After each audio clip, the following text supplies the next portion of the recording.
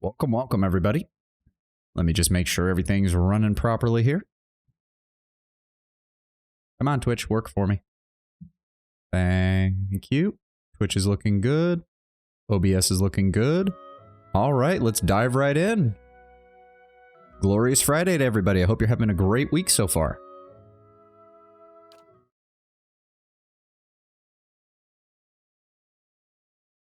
Now, when we last left off, we had just managed to secure the assistance of, what was his name? Nedmar. Nedmar over here, who had given us the key in order to see Lord Radric. We were also all under our disguises right now, so that we're not dealing with any of the guards around here. Did we already pick that up? We did already pick that up. Let's see what lies this way. Nope, nothing else in here. All right, let's keep moving. We already checked out all that. We checked out the lore stuff here. So our plan, let me see here. Where were we? Lord of a barren land. Saved him. Yep. Yep. She's promised obviously if I manage to dispose of Nedmar, which we're not going to do. We've gotten help from Nedmar. He gave us the stuff that we needed. We're going to head back down and deal with our necromancer friend. Specifically dealing with any bullshit she might be bringing to the table. Although I suppose I could check out stuff in here first. A couple of priests. What have we got here? I believe we've already read that one. Yes, the Fair Koenig. This is the first part of the Deerwood colonial history. I shall be discreet. Nope, nothing there. What's on the desk? Oh, scrolled note. I got your gift. I can't believe someone actually wrote down that kind of thing on parchment. I left something for you in the chapel. Careful not to go digging in the wrong skull again. Oh. Interesting. Deerwood, Part 5, The Proliferation of Animancy. Interesting. What have we got here? Animancy, outlawed while under Aedir rule, was technically no longer taboo after Hadrit's rebellion. Academics began its study again in earnest in 2681. By 2697. So again, this is about just a little over a century before where the game's taking place. There were 40 academics actively researching the field both in the Deerwood and the Vailian Republics, even though no significant results have been discovered. A tragic breakthrough, of sorts, happened in 2704 AI. An animancer working in Baelreach accidentally shattered the souls of about a dozen volunteers who had been helping him. In retaliation for the deaths, the citizens of the area stormed his house and killed him. The Earl of the region, not wanting to waste resources or anger the locals any more than they already were, did nothing to find the head of the vigilante mob, but neither did he outlaw animancy. To ensure their own safety, most animancers moved from the rural areas where they were studying and began settling in Defiance Bay, many of them choosing the emerging and wealthy district of Brackenbury as their new home of operations. While there were still a few breakthroughs and the study of animancy continued for the next 24 years, it quickly slowed as it became cost prohibitive and complicated the more people learned about it. Most animancers couldn't afford to continue research without the support of donations or gifts from wealthy individuals and organizations. In 2737 AI, some animancers desperate to continue their study, since seeing no other means of furthering their research, entered the Forbidden Ruins of Ir Glanfath to continue their research. Hey, Stylish, welcome. Good to see you. I saw that you messaged me one more time on Discord. I will get back to you as soon as the stream is over. I was in a rush trying to get everything prepared for today.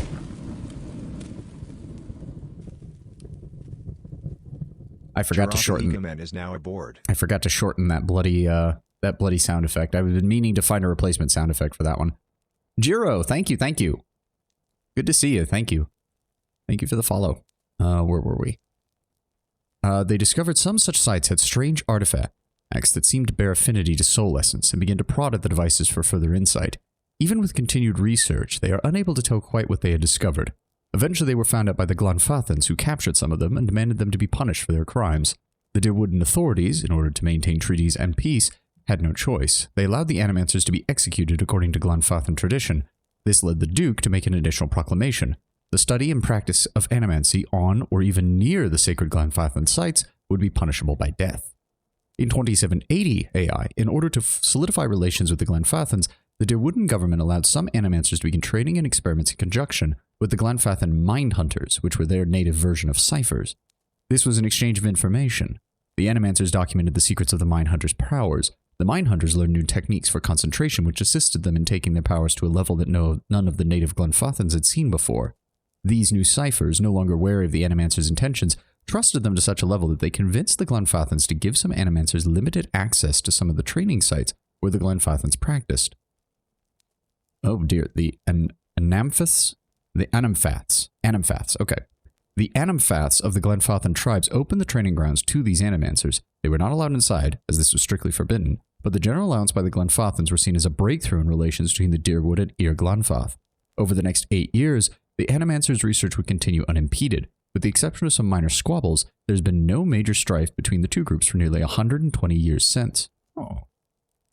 So that might explain why the Animancers were even kept around in the first place in this region, despite the distrust. They actually managed to make a diplomatic breakthrough with the native peoples in the Glenfath region. Have we read this one? I don't think so. How fitting that we know the god of cycles, doorways, mortality, and inevitability as Bereth, and the Valayans know the same god as Kirono. For if nothing else, Bereth teaches us that duality exists in all things. There is life in death and death in life. Embrace this duality and honor Bereth. In the ruins of Ir Glenfath, Bereth is depicted in the form of 2 semi-skeletal figures, one male, one female. Bunin I Anku and Anku I Bunin. Literally, life and death, death and life in the Glenfathan tongue. Male and female, inside and outside, life and death. We often think of Bereth by imagining 2 sides of the coin, or the 2 endpoints of a journey. It is said that Bereth has the most practitioners of every god, and this is likely true. Who amongst us has not prayed for the cycle to hiccup? Who has not in a moment of silence yelled at Bereth to make an exception for our loved ones? Bereth may not rescue our loved ones, but it answers our prayers in its own divine way. Bereth is the god that makes life end in death, and also the god that makes death end in life. Bereth, Kirono, Belnin I Anku, Anku I Belnin. Whichever of these many names you prefer to use deserves our prayers, for it has given us the promise of life's eternal renewal. Okay, so the cycle of reincarnation is not something that is debated in this universe. It is pretty much accepted as a religious truth. Burnished steel key. Which one is that? Is that going to show up in... Yes, it is. This key belonged to Nedmar, High Priest of Bear. So this is the one that leads to Radric directly, I would imagine? Or at least it will get me closer, and we'll have to deal with a couple of other things. Okay, so that means it's time to go deal with our necromancer friend real fast. We already cleared out all of that. We already cleared out all of that. Let's just... Okay, speed us up. Speed us up. Come on. Let's go.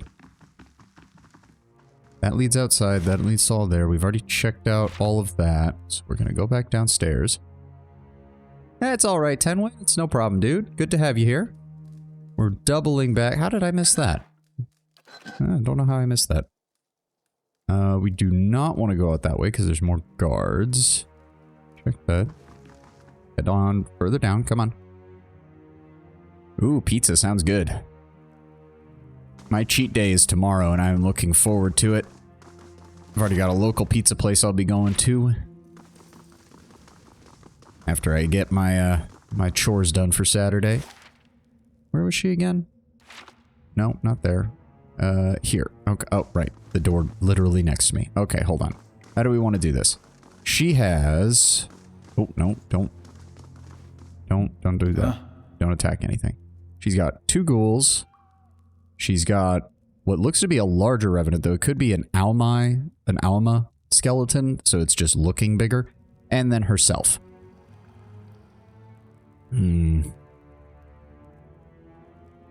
If we set up here, that'll allow all right, then. Eder to hold the front line. I can hold the flank. Get Aloth in the back, please.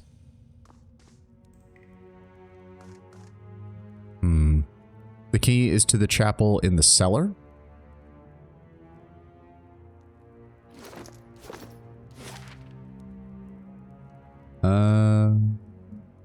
I thought we already had all of that. Yeah, by the crypt over there. But we already went inside here. We didn't need a key for any of that, Tenwin. I'm not sure. I'm not quite following. There's this one, but there was nothing in this room. Okay, set me up here, set Eder up here, because if we attack, they're going to start moving. He's going to try and come this way. It unlocks the secret path up to Eder. Oh, okay. Well, once we kill Osira, we can loot her stuff, and hopefully she'll have the thing that lets us get to him. Revenant. Okay, so because they're going to come this way. The enemy does a pretty good job of coming in straight lines. So he's going to come this way. He's going to come this way. It's this guy that's the problem. If I mind no, wait, he's an undead. I can't mind control him. Shit. We are doing good on spells, and if need be, I could camp after this. We could go all out on this encounter and just drop as much... Yeah, chill fog, that's what I'm trying to do. I'm trying to set Edir up somewhere around here, so that as these three approach, I can cast a chill fog right in this area, and it'll hopefully hit her too. That would be the plan. That would be the plan. Tanglefoot in front, then chill fog on top. That's not a bad idea. Where do I have those tangle... I have them here, don't I? Let me see here. Hobbled, have their movement. See, that doesn't actually stop them, though, is the problem. It will slow him. I don't know. I'd rather start the fight with the chill spell being cast, because if I drop it there. Okay, hold on. I think I know what I can do. We do that. Don't mind me, Osira. We're just plotting your demise. If I do that there, actually that would catch almost all of them immediately while still allowing Ader to attack. If we then have everybody else focus fire this guy, we should be fine. Durance, go ahead and... Yes. I want you to hang out right around here. Don't do anything crazy. Sure. Then it's gonna be me.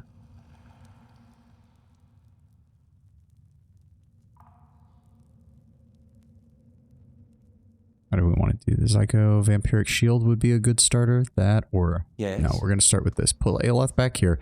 Durance isn't very tanky, but he can at least take a hit better than Aloth can. Okay, everybody should be ready. Go ahead and give me a quick save. Then we're going to drop this right on them. Okay. Durance, hold right here. Yeah. I want you to immediately... We'll go with no, not Amplified Thrust. That'll knock her back further into that, and that'll pull Eder into the AoE, so we don't want to do that.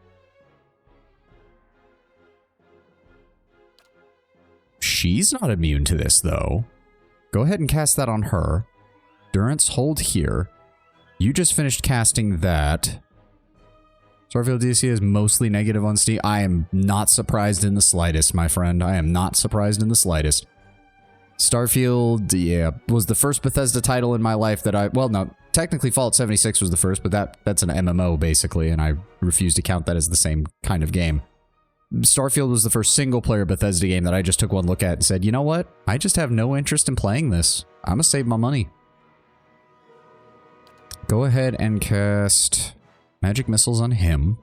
Following your lead. Kana, go ahead and give me a gunshot here. Durance, I want you to stick right here. Go ahead and give me a debuff on Osira. There we go. Now go ahead and give me that. There we go. Following your Kana, lead. keep shooting that. Aloth, keep shooting that. Yeah. She's mind controlled. Focus on the ghoul. Alright, now everybody, the ghoul is weakened.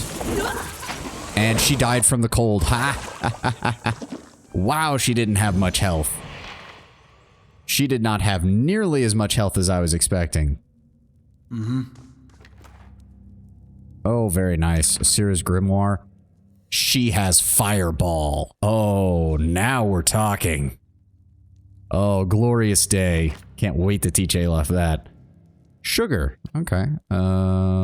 She also has a standard rod. She had some silver. Rusted iron cell key. There we go. Was there anything? Oh, it occurred to me. I didn't even put my good armor back on. I didn't even put my good armor back on. Jesus Christ. Okay, well, we're gonna... No, no, go away. Drop that off. Go ahead and drop that off. Give that to Aloth.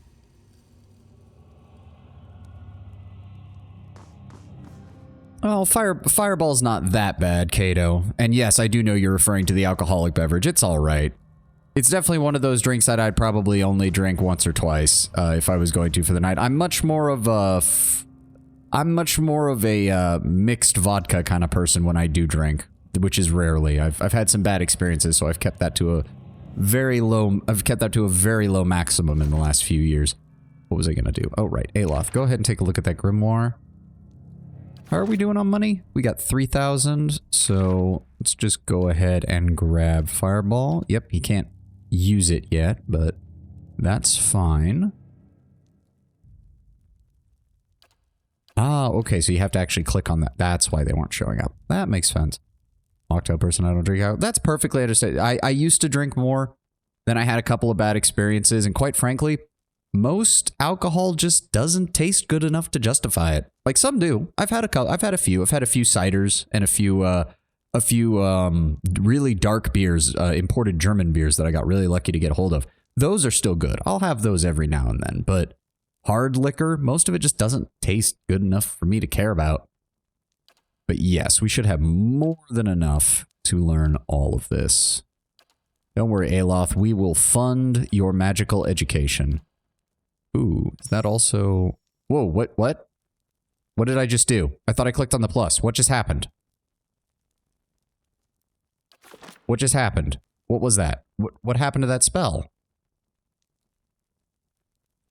Did I...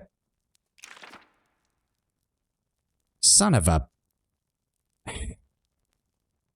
Fucking hey, hey, game. Why you do that to me? We'll grab Necrotic Lance, maybe? Yeah, just to have him filled out on all 4 slots. Actually, Binding... Hold on. Combusting Wounds deals...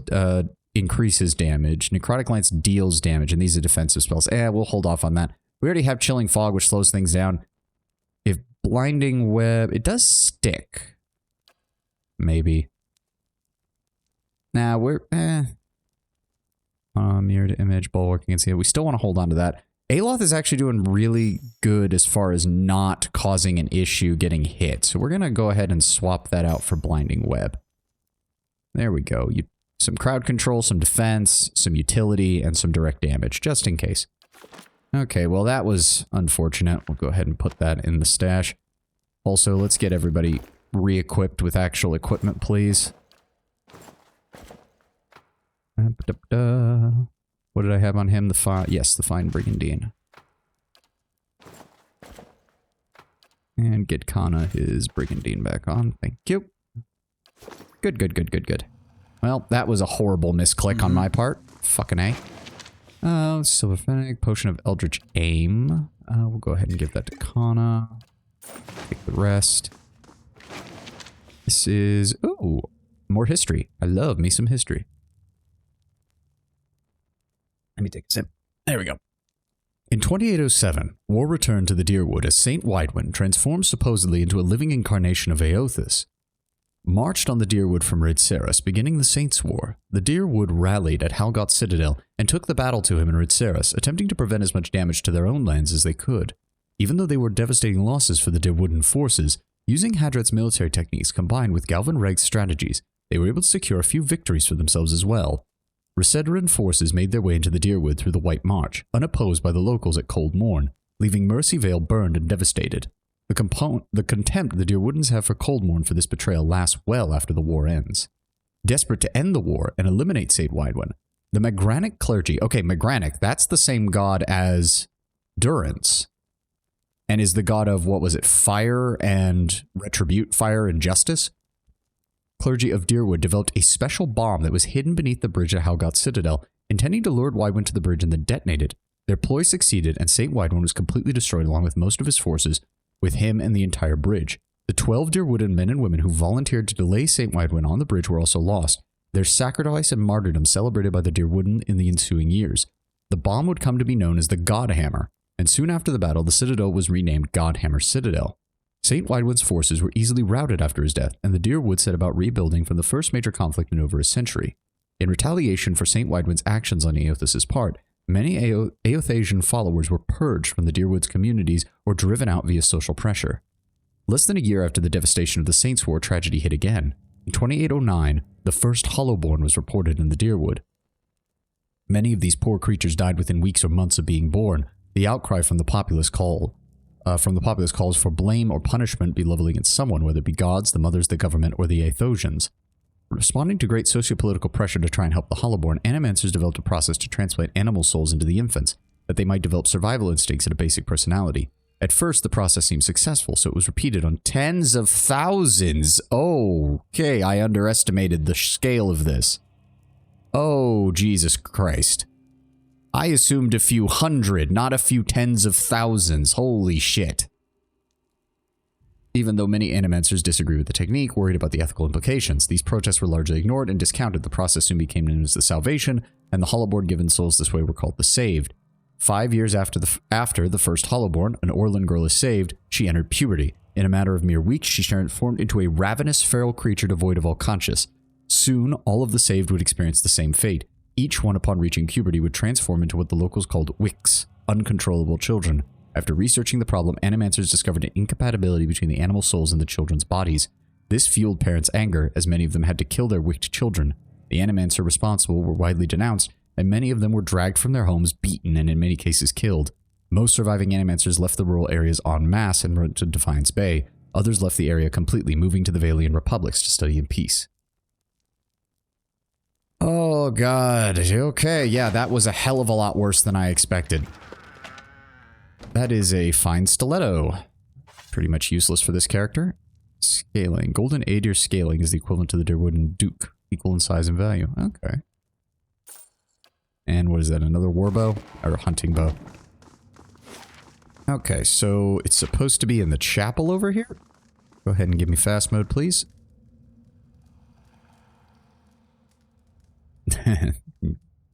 Yes, the duck.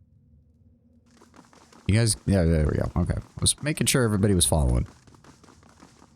Also, can I say how nice it is that it, like, don't get me wrong, I like Owlcat's games and all, but it got a little annoying how spread out characters can get in the Pathfinder games and the Rogue Trader game.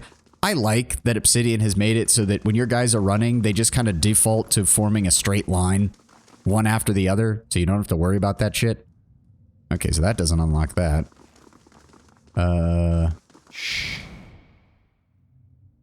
Border up the wall in the northeast. Yeah, no, that's not it.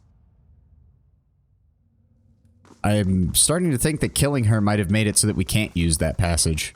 But, like, we did get it, right? Yeah. This crudely shaped key has rusted from many years of use in Radric's dungeons. Let me see here.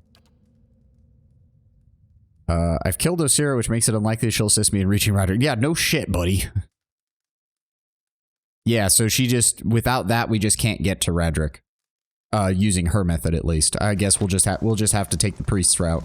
That's fine. The lady was delighting in torturing people. I'm not exactly upset that I removed her from having to deal with her in the future.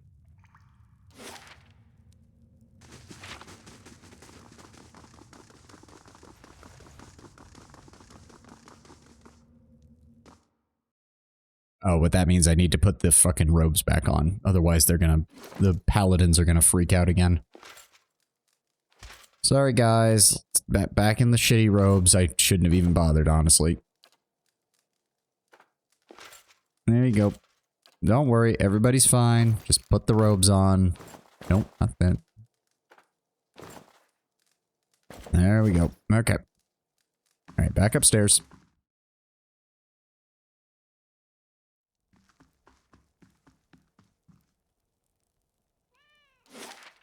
Okay, so where were we? Over this way? Over this way. Yep. Alright. Don't mind us. Don't mind us. We're just going this way. I'm assuming we can just come back here once we're done and do some more exploration once we've finally dealt with Radric one way or the other. Okay, so we're going to need to be very careful because he said there's going to be some areas in here with guards.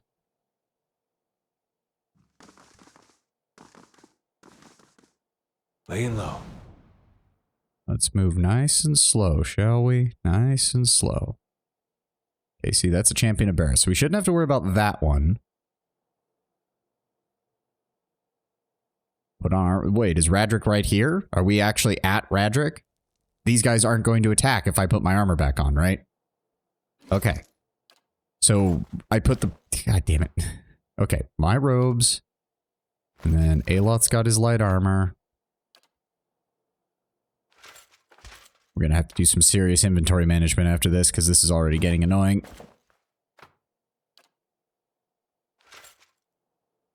There we go. Go ahead and give him that second potion.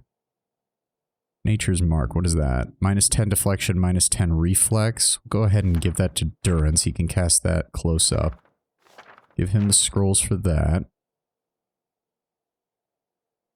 Duration of hostile effect. That's really not going to help very much. But we'll put it on him nonetheless, just in case.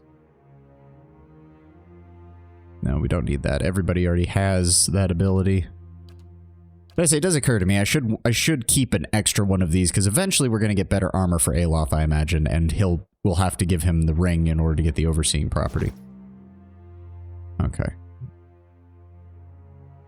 Give me another quick save. Don't forget Aloth's hat. Wait, what? When did that come off? Okay, that was weird. Okay. Can't really buff beforehand, so... Oh boy, he's got at least 4 guards. Yep, Archer and 3 champions. Oh boy. Oh, Jesus Christ. Favorite of Bareth, Bodyguard, Archmage. Oh my god. Oh dear.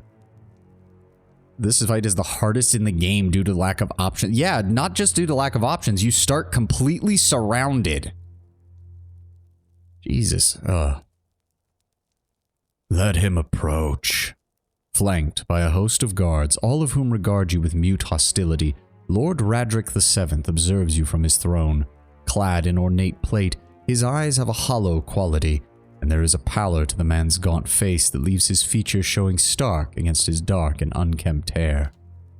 There is a dagger discarded upon one stone arm of the throne, and a thin crimson rivet worms its way down the blade past Roderick's fingers, even as he leans forward to regard you with a piercing gaze. I thought he'd look better, even with all the inbreeding. Although his face is calm, you notice Adir's hand straying towards his weapon, as though with a mind of its own. You are one of Bareth's favored. He stares openly at you, taking in your features, a mark of his presence among us. Has Kolsik reconsidered? Has he turned at last to the twinned god and recanted? No. No, it is too late for that. He's purchased you then. A mercenary. Or else his pretty words have snared another well-meaning foreigner. What has my cousin promised you? Some grand reward? If he had any resources to his name, he would not covet mine. And if he had any honor in him, he would not have tried this here, now, when I have lost so much. Ah, Kolsik is his cousin. So we've stepped into a game of nobility. God damn. Of course we did. Kolsik is your cousin. Oh yes, we are kin, he and I. He was raised within these walls, in fact, privy to all the privileges our family had to offer. But a greedy man always hungers after more than he receives, however bountiful. I was eldest, heir to the stewardship of our lands, and he was not. It's been arguably been retconned in the lore. Archmages are part of a council of a very specific named mages, are generally seen as one of the most dangerous people in the world, people that can legitimately destroy cities with significant political power and wisdom, including making their own name spells. Ah, so there's no way Radric just casually has one in his court. Yeah.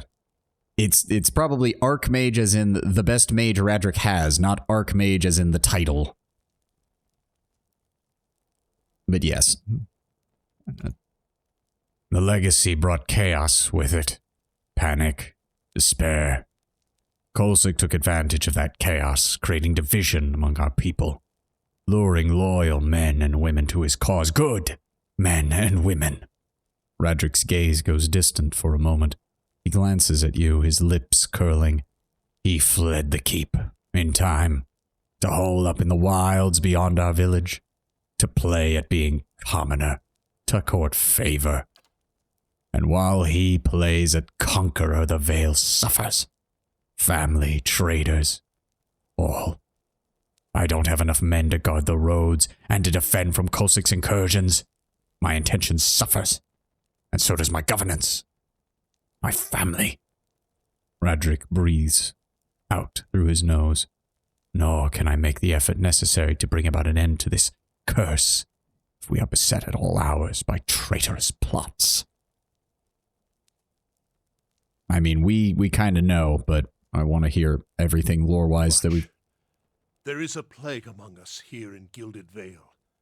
The legacy is but part of it. The rest is fear, heresy, perversion. Each incident alone is but the flicker of a candle, but together, a blaze that will destroy us. No, I get that perspective, Tenwood, and that's already kind of the feeling I've been getting. Especially, like, his harsh treatment of the Animancers is something that is relatively recent. In fact, the town seems to have finally hit the bottom of the barrel, so to speak, in probably the last year or so. Otherwise, it's been a nearly 15-year-long period of just desperately trying to fix the problems, and every single solution you try failing. That's going to get to somebody at some point. Especially in a universe like this, or any kind of fantasy universe, magic kind of has to be treated as a science of that world. If you have both your actual natural scientists, your magical scientists in the form of your mages, and even your soul scientists in the form of your animancers, all coming up with solutions, and all of them keep failing, eventually you're just going to start doing stuff in a desperate bid to just feel like you have some kind of control over the situation. There's really nothing else you can do. The legacy is a test of faith. It has driven many to madness, and they keep clinging to hollow promises and to the dark and terrible things. Each lie feeds the fire. Every whisper from preening charlatans and venom-tongued midwives, the words of false prophets and the promises of dead gods. He clenches a gloved fist. Especially when it happened after a prophet was blown up. Easy to assume the gods are angry. Yeah. Well, easy to assume that one specific god is angry and that his followers must be in on it somehow. The loot. I mean, on the one hand, yes, the loot. On the other hand, I'd rather not be here for the next 3 hours trying to figure out this fight. And also, quite frankly, Radric is a bit of a tyrant now, but again, from all considerations, he really wasn't for most of his reign, and neither have most of his predecessors been. From the sound of it, Deerwood used to be, quite honestly, a fairly good place to live. The flame consumed her, my Ygritte, and our child with it. Radric looks to the dagger, and his voice catches briefly in his throat. Now, yeah, if he's gone ahead and burned his own wife to death, that's a bit much. That's something he'll have to come to terms with. What happened here, Lord Radric? A just sentence. Radric turns his head slightly to regard the dagger. There is a sudden, careful stillness in his expression. As he speaks, his voice wavers, and in that moment a pang of grief crosses his face. Ygritte knew. She hid the verses from me. The tokens. She knew what I would make of them. The scattered god poisoned her against me, made her deaf to my instructions. Only when our son was born, that hollow thing, that monster, then we knew what her crimes had wrought. Radric turns a baleful look upon you, jaw working, face flushed and splotchy with emotion. It could not. I would not let it stand. He brings up a hand suddenly towards his temple, obscuring a portion of his face. What does Kolsik know of sacrifices? He would indulge himself, let us succumb one by one, suffer Barrett's punishments, till the final soul goes to its keeping, never to return, and Gilded Vale is but a barren land.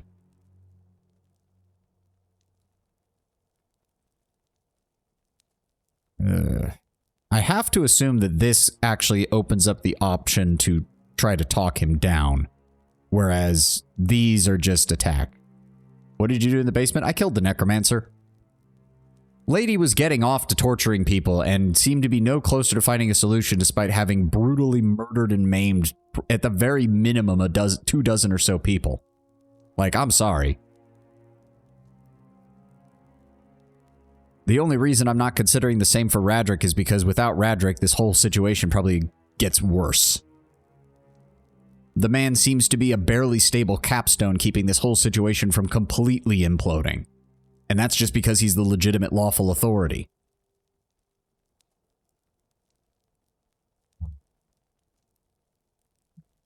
You murdered your own wife. Your child. I carried out the sentence. Would you have me give her to an executioner? In the dear wood, we see to our own justice. Radric leans back onto his throne, his knuckles white upon the armrest. And that thing, that silent aberration, it was not alive to kill. His dark eyes narrow. Keep your recriminations, trespasser. I have merely done my duty. It's got to be either 8 or 1 that actually open up the ability to try and talk him down from this. Though I have to wonder what he's going to ask us to do if we do talk him down. I am not here for speeches. I came to talk, and hopefully to cease this madness. Stop me from saving Gilded Vale? From doing what I must to see this curse lifted and our children restored? What purpose is there in that? No. You come to put a weaker man upon the throne for no reason but that he clamors for it and claim it just. You are a pawn in Kolsch's designs, and he has kept his motivations from you for a reason. I wonder if you understand what it is you do, or what you might accomplish if you were better informed. You have proven your competence in your way, and had I such an ally, we might together put an end to Gilded Vale's woes, lift the curse once and for all, and in doing so, return us to a life where such strict measures are not necessary. I do like seeing these, because I like seeing that they've written out responses for so many different classes and origin. It's easy to point to Radric and claim he is a monster, and then, but then to ignore the people that literally killed Animancers because of the failed attempt. Yeah. Oh, I'm not saying that there is, Denwin, there is plenty of blame to go around here. There's plenty of blame to go around here. I even pointed that out when we were talking to the dead dwarven woman, where it's like, my lady, yeah, Radric's responsible for your death, but you did not help your case by lying to the man on a constant basis for what sounded like at least a year. Especially since he had, you know, another Animancer in his basement who probably was the one who told on you and went to go tell Radric, yeah, I know, that dwarven Animancer you've hired, she's not actually doing anything. You know that, right? That one I can't even blame on Osira. The lady probably took one look at what the dwarven woman was doing and going, oh, she's not doing jack shit.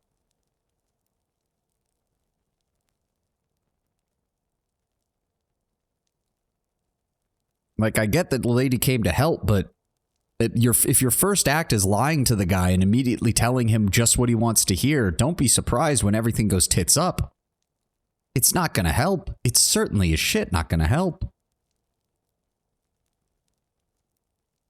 I suppose that I'm willing to listen if it would lead to an end to the bloodshed. What did you have in mind, Lord Radric? Good. Good. The stakes are too high for rash action. Be assured Defiance Bay will hear of your assistance to me. You are in a position to put a swift end to this rebellion. I have wasted too many resources on Kulsik and paid the cost. Kill him, and I can focus my attentions upon the blight. Between the priest and my Animancer, we can determine a cure. My family will be the last to suffer for this legacy. Yeah, about your Animancer. Yeah. I don't know. I think it's nice that someone's there to distract him from killing the rest of my town, even if they're not the best neighbors these days. He has doubtless attempted to ply you with lies, hoping to pull you to his side. He will permit you to approach him, so that he might work upon you further. And then you shall have an opportunity. Jesus Christ. All of these options have been pretty bad, but the fact that Kolsik just straight up lied about... Well, he didn't really lie, just so much as he completely covered up all of the truth. But it has to be more than just a cover-up, because it's kind of interesting that Radric is the only one to mention that Kolsik is his cousin. The priest didn't mention that Kolsik was his cousin. The priest didn't mention it. The Animancer didn't mention it. No one else in town who has mentioned Kolsik has mentioned it. So either it's something that's just not well known, or it's something that Kolsik has intentionally repressed in order to, I don't know, further his legitimacy amongst the common people. Either way, it doesn't speak well to anybody. You all suck in this situation. I'll find Kolsik, and I'll see if I can put an end to this argument.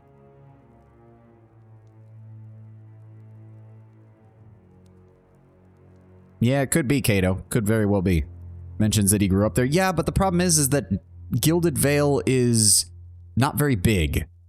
So it's kind of hard to imagine that somebody didn't know him. Although I suppose it's possible that the people who knew Kolsik best are the people who formed the core of his little insurgency. Have enough of this, kill both. Yeah. The fastest way to send this country straight into anarchy. Good. You will not have to look far. His camp lies in the wilds past Gilded Vale. His scouts watch the roads and warn him in advance of my forces. But you should have more luck. Deal with him, and then return here. Entry loot. Sint, there won't be anyone to buy the loot if we don't let if we decide to burn everything to the ground. Small house you found in the Black Meadow? Ah, okay. And warn him in advance of the forces, you should have more luck. The wilds past Gilded Vale, okay. So can we leave out the front door now, or do we have to sneak out again? Go to a different area in the sequel. Yes, but we can't carry all the loot with us, Sint. Okay, so we can just leave. Oh my god, yeah. Punching through the front door would have been a bad idea. Holy shit. I guess we can just explore around now. What's up, guys? Nope, that's stealing. That's not, though. Thanks for the money. I shall be Anything in quiet here? as Nope. a calm sea, which is... What else have we got here? We got an archer, Radric guard, sellsword, silver forks and knives of gnawed with tarnish. Interesting. I mean, Radric says he doesn't have enough men to both defend here and fight Kolsik, but it really does seem like he is. Joints are fringed with rust. The emblem on the breastplate is a tree with broad heart-shaped leaves. Yeah, this doesn't count as stealing either. Take the pike. Ooh, another thing of Brigadine. Don't really have anybody else who could use that. I suppose as a spellcaster, it wouldn't be the worst for Durance to have Brigadine if he really wanted to. I shall be quiet Anything as a here? calm sea, which is... What's over here? Is this the same description? Yeah, it's the same description. Let's see what Nothing lies over here. this way. Oh, okay, we came. Oh, that's the same. Oh, that's the same door that we. Okay, I see how. Okay, I see how the layout works. I see how the layout works. I mean, he is a cleric, and people forget that clerics in D&D can wear heavy armor most of the time. Ooh, a potion of Fleetfoot and some coin. You guys ain't gonna mind. Nah, you guys don't mind at all. We're all bros now. Nobody has to die. Nobody has to fight. We're all good. I'm really hoping I can talk Kolsik down, but I highly doubt it. I've got the feeling I'm gonna have to kill one or the other. What's over here? It's another door. Open the door up. Ooh. Ooh, books. Books. Nasitak poetry. The expedition. I move. There is no compulsion. It is not a need, but something pulls. I cannot deny its draw. The white wends out past my vision. Its fierce eyes watch me as I move. The wolf tracks my step, a silent companion who will not join. All is blank. The pale expanse lies before and behind. I search, the miles pass and still my feet move. My hunt continues unabated. The landscape returns my gaze unaffected by my presence. The snow falls, needles driven by the wind, its cold teeth bites my skin. The snow gathers its hand around my feet, a fierce opponent who will not relent. All is white. My journey continues. I travel. I can no longer stop. A true compulsion forms. The need drives me on. I must see. The sun breaks through the gray. Its unrelenting gaze thaws me. My body warms under its touch. Frigid limbs move again and carry me further. All is empty. The breadth of existence is my destination. Made absolutely no fucking sense. But okay. Something. Oh. What's that? Ooh. Okay, we'll check that out in a second. Saint Widewind, the farmer become god. Priests aren't clerics. In a sequel, priest plus fighter multiclass is called cleric. Ah, makes sense. With the mention of the name Widewind, most folk think only one word, Godhammer. All this event echoes through the ages and is still felt years after the destruction of Evonduir Bridge. Widewind's humble beginnings belie the powerful force that he would grow into. Widewind lived an unassuming life in a remote area of Ritzeris, the son of Vorless farmers. He toiled in the fields alongside his father for 22 years until his father's death. The farm then fell to him to run. He considered selling, but had no other skills upon which to draw, so he set on the path of the Vorless farmer as well. Nothing of note has been recorded in Widewind's life until 4 years after his father's death. One day, while working the field, Widewind's life was irrevocably changed. In his words, night was falling, the fingers of dusk already gripping the sky. The sun had dipped behind the world's edge, and stars were peeking from behind the shroud. The day was still, the darkness blanketed the field. I placed my last harvest of the day into a collection pile. When from behind me rose a brilliant light, I turned, fear in my breast, knowing not what could have caused such intense radiance. Behind me stood a blazing figure, resplendent in glory, white flesh glowing with luminescent radiance. Its head, a blinding ball of light, brighter than the brightest sun of mid-year. I averted my gaze, afraid I would be struck down for daring to gaze upon such a creature. A sudden peace washed over me, sweeping away all fear, leaving my troubled soul tranquil. A loving warmth wrapped its arms around me, and a voice spoke to me as I stood, transfixed, trying to both see this glorious being and avoid its dazzling scrutiny. Fear not, it said to me, for you are chosen above all others. You will be the light to bring about the rebirth of an empire. It then held out its hand and bestowed upon me a vision of power such that I could scarcely contain it. Widewind, disheveled and dirty, stumbled into his village the next morning, telling all who would listen about the miracle that happened in his fields. Aothus himself, he claimed, had appeared to... Okay, that's interesting. He claims it's Aothus. There was nothing that actually confirmed it was Aothus. Interesting. It appeared to him he was to punish the Adirian governor for leading his people to ruin. A way would be provided, and those faithful who helped would be blessed when the divinity manifested. Villagers ignored him, convinced the loss of his parents had broken his mind. But Widewind continued to preach the power of Aothus and the corruption of the governor, eventually earning him the ire of many of the locals. His confrontations with the villagers hit a turning point in mid-autumn. A crowd gathered around Widewind, jeering him and telling him to leave. The Vorless crop that season was particularly light, and the villagers blamed Widewind, saying he had angered the gods, particularly Aothus, with his blasphemy. They backed him into one of the withered fields, yelling him to go. Accounts of the inciting action are hazy. Some say a stone was thrown, others say he was pushed, others still say he tripped over a dry root. Regardless of the cause, Widewind landed face down on the ground, the villagers standing over him and laughing. Enough! A voice not Widewind's boomed across the field. Widewind looked up at the crowd, his eyes glowing with a blinding white light. He stood but did not stand. One moment he was on the ground, the next he was standing before the crowd who cowered before him. You dare deny me, the voice spoke through Widewind's mouth. You dare refuse my servant. Widewind's arms raised, beginning to luminesce. You dare require proof. His arms went out to his side. Never ask again, lest you be burned in the light of the new dawn. There was a flash of light from Widewind's eyes and hands, and the entire field sprang to life, the once dry and brittle plants becoming lush, and verdant. The crowd was silent. From somewhere in the back came a call, praise Aothus, and then they all fell to their knees in front of Widewind, the farmer turned god. That's the most interesting part of that is that Widewind claimed it was Aothus. The villagers claimed it was Aothus. The being that he spoke to never actually called itself Aothus, at least based on that description. Oh, we've got the part 4 of the history now, the Hadrit's Rebellion. The rural communities loved Admeth Hadrit, considering him the best leader they'd ever had. In Aedir, the Fairkonig rankled against his usurpation of imperial authority, but no longer had the necessary power to truly undo anything that had happened. 2 years later, in 2664, the Fairkonig found allies willing to explore the ruins against the treaty conditions and plundered them for artifacts. This was done discreetly at first, but eventually they became careless.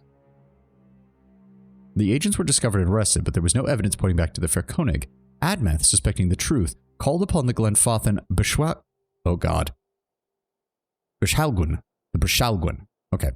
The Brishalgwyn, or Mind Hunters, the progenitors of modern-day ciphers, to investigate the matter further. With this method of interrogation, he discovered a chain of evidence all the way back to the Fairkonig. While he investigated, many rural communities suffered retaliatory attacks by the Glenfathans. Armed with this new information, Admeth worked with Galvin Medra, the new leader of the Glenfathans, and the rural communities of the Deerwood to prevent the Fairkonig's agents from entering the ruins. There was a back and forth between the two groups, both sides engaging in various political, economic, and military maneuvers to try and gain the upper hand. The Fairkonig was at a disadvantage in this game, though, as he preferred to assert his authority without causing an uprising. Eventually, Admeth had enough. He convinced 7 of the 9 Earls to support him, and they severed their allegiance to the Fairkonig, declaring themselves independent and a decree that they would govern themselves just as the Valian republics did 20 years prior. Admeth told the people he had tired of politics that made the nobles rich while putting the people of Deerwood at risk. He declared himself a duke, again modeled after the Valian republic's governing structure, and called Deerwood a free palatinate. Thus began the War of Defiance in 2668. The war would last 4 years and caused countless casualties, including Admeth himself. The Deerwoodans, with Glenfathan allies, were able to persevere. Glenfathan astrologers, alongside the Deerwoodan forces and members of the ad hoc Knights of the Crucible militia, won the Battle of Defiance Bay, which became the last battle of the war and left Deerwood free from Adirian imperial rule. 7 of the 9 Earls of the Deerwood survived and, unified in purpose, signed treaties with the Fairkonig of Adir. The war gave the Deerwood a greater sense of unity between its citizens and their Glenfathan allies. Admeth Hadrid was revered by both groups, and Deerwood enjoyed for the first time a nationwide fellowship of independence, perseverance, and sacrifice. Yenwood and Sinsrun were dissolved, and Quinsrun? Swinsrun were dissolved and incorporated into the surrounding earldoms, leaving 7, Hellsgate, The Grasp, Tenfirths, Norwich, Coldwater, Ashfall, and Balereach. New Dundred was renamed Defiance Bay and became the seat of power for the new Duke in Balereach. The new Duke's rule began in 2672 AI. Weird. I thought Radric was the Duke, so why is Radric here and not in Defiance Bay? Or is he the Earl of this region? And I'm misinterpreting this.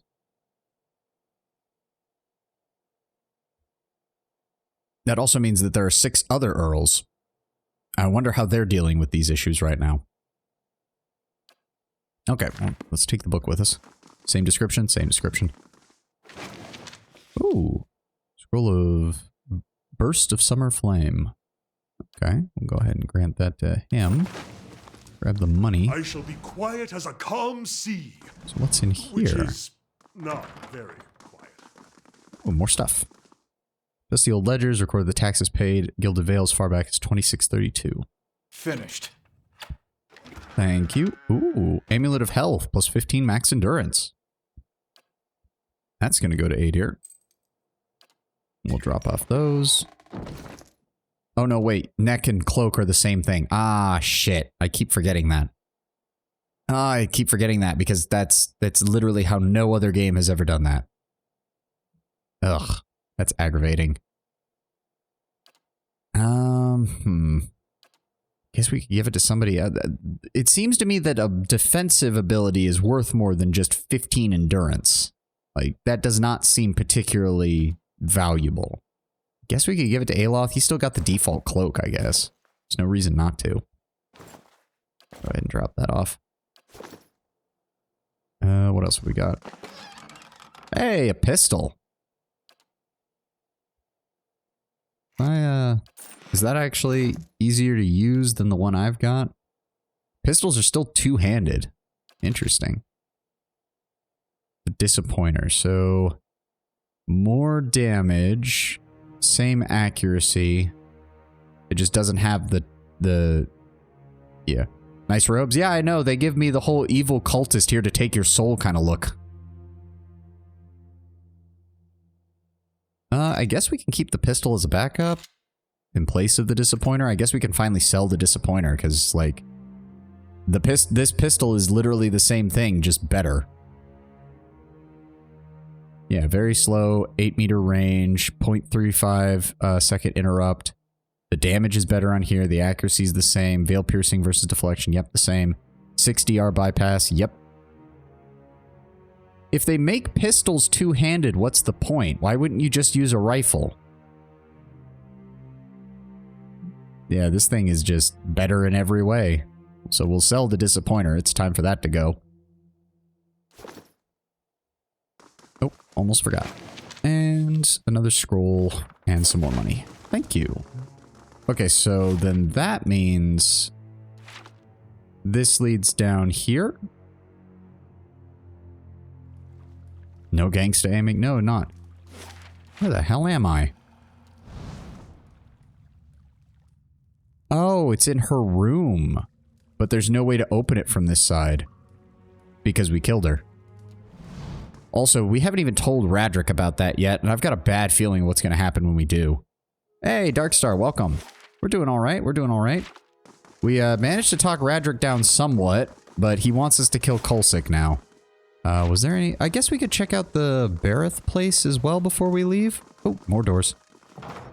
More doors. What? Oh. Oh, the body is still in here. Blood, still wet, runs from the woman's slit throat, soaking into the sheets. So when he said the fires have taken her, he didn't mean literally, as I assumed he burned her. Yeah, blackened pages curl in the fire, a leather cover embossed with a rising sun and 3 stars, barely visible through the flames. Yeah, so she was an Aothasian, or at least still held to some of it. Well, shit, that was depressing. Finished. Boots of stealth. +2 to stealth. Boots are worn for both comfort and style. Oh, there's no description there. I mean, okay. We don't really have a stealth character yet is the problem.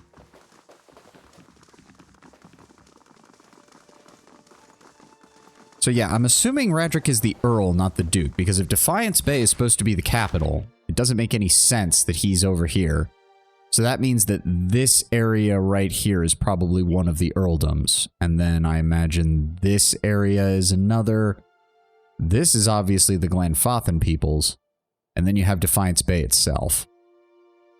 Which means this is not the whole of Deerwood. I imagine Deerwood probably stretches a bit further to the around Defiance Bay in both directions, as well as probably a bit off towards this direction as well. Okay, okay. The scale is still a little bit weird to get used to, but... Or at least the scale as the world as a whole is a little bit weird to get used to. Okay, can I go through here without the Barathans wanting to kick my teeth in? Okay, good. So we can finish exploring up here without worrying about the Paladins suddenly deciding to kill me. Is there anything else in here? Light, flame, Nope. and sound. Right. To ourselves. Well, I just mean, by that I mean, like, if you look at the world map, like... I don't know, for one thing, it's fairly restricted, and we don't know how the wider world looks. So many people still living in this castle. Yeah, I know, Radric complained about not having enough troops, but it really seems like he does. Then again, this could be classic RPG logic, which is, for every person you see, there's actually a whole bunch you don't, and Radric actually only does just have this many men, so he can't, you know, he can't police Gilded Vale, and all these other areas, and all along the river and all that, to try and keep track of Kulsik, which I guess would make sense. But in regards to scale, I just mean, we have such a small slice of this world presented to us here. I would need to see, like, the way they were describing Deerwood, it kind of made me wonder, how in the hell did Deerwood manage to break away from a whole empire if it's literally just this little chunk of land right here? And it's like, no, this is just one earldom, and there's multiple earldoms that make up Deerwood. Again, I would need to see a world map to see, like, where are we and how does this compare in terms of size. That's something I'll have to look up at some point. It's also unclear how many Kulsik has. Exactly, exactly. And Kulsik has the classic advantage. Radric's forces are all focused here, with maybe a small contingent in Gilded Vale to keep an eye on the town. Whereas Kulsik has the advantage of any kind of guerrilla movement. He can move through the forest, he can move through various areas, he can spread his men out.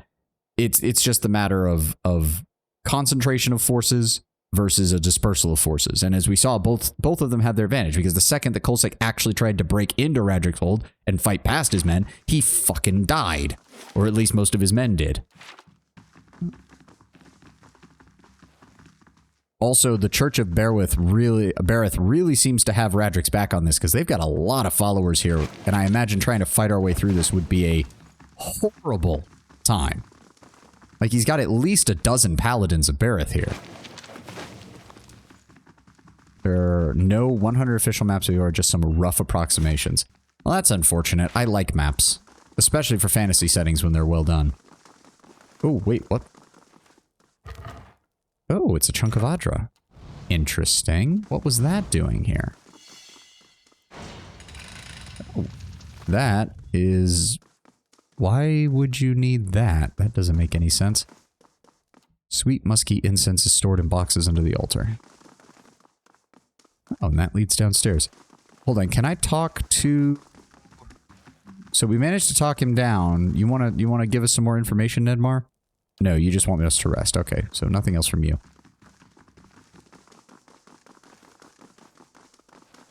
Okay, so that's that explored. Where does this lead?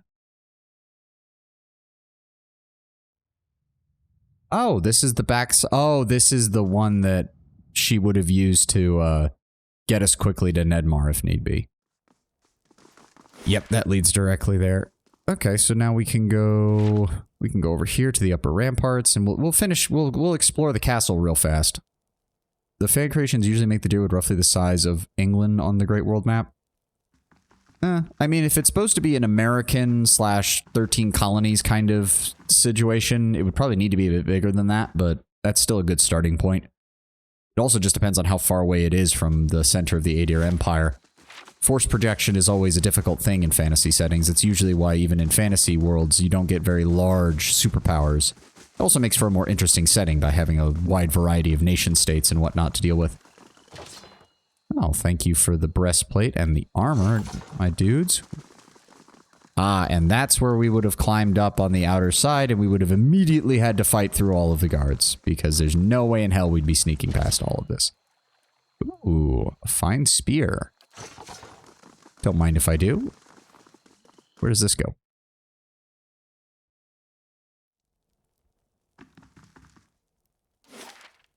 Oh, okay. I've got it. I love having mechanic abilities. Oh, yeah. Oh, that's nice. Oh, it's really good against Slash. Like, really fucking good. Aedir Empire is confirmed across the sea and roughly compared to the... Yeah, I meant more the size of the actual Aedir Empire itself. I figured that the distance from Dyrwood to Aedir was probably equivalent to the Atlantic Ocean if that was the field that they were going for. Ooh. Plus 4 shield deflection, 16 deflection, 8 accuracy. So that matches with that. Wow, so the larder door is the equivalent of a finely crafted large shield. Does grant bash. That's the main advantage. To be fair, I don't think I've... Where does that even show up? He's got that equipped. Why does it not even... Doesn't show up under his abilities? Or does it just occur? Does he just deal damage with it? It is roughly the size of a continent of vaguely European size. Oh, okay, okay. Again, I'll have to look into some of these maps. Because it is a little bit hard to track the wider world with this kind of thing. Okay, we'll keep the bash on him. We can put the fine shield in the secondary slot, though. Let's see how that looks. Oh yeah, that's some nice classic look. But still, the endurance sapping weapon and the shield that deals additional damage is pretty good in my opinion. Nice and Anything in quiet. here? Nope. All right, let's get us out of here. Yeah, it's an attack sequence. That's what I misunderstood. Hello. Nope, nothing. Hello. Oh, prayer against fear and a whole bunch of money. Thank you kindly. Don't mind if I do.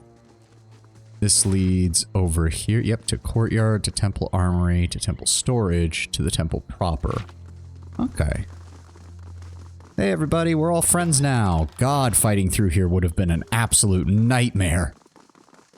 I love how the game does give you the option to just say fuck it and try to storm past this. Holy crap. Time to go raid the castle. Sucks to be you, Radric. Oh, Jesus Christ, yeah, he's got an entire platoon. Okay, that's the main door. That's pretty obvious. Anything? No. Quiet as a calm sea. So wait a second. What is to dungeon? Oh, that's that one. So in order to get there, we would have to... Yeah, we would have to do that. Yeah, not even a full party yet. That's what's kind of shocking to me. I almost feel like they did that on purpose. Like, they knew if they gave you a full party that you as the player would start to feel a bit invincible. So they purposely kept you one party member short to sort of remind you, yes, please do not try... You can do it. We're not saying you can't do it. But we are going to say that doing it is going to be really stupid. Okay, Okay, travel to Kolsik, said an encampment. He's asked me to confront Kolsik. It's writing like Redrick says that Kolsik can be found within the wilds known as Magrin's Fork. Okay. Merwald, Merwald, Merwald, and Merwald. Yep, okay. Magrin's Fork. Takes 16 hours to get there, Jesus.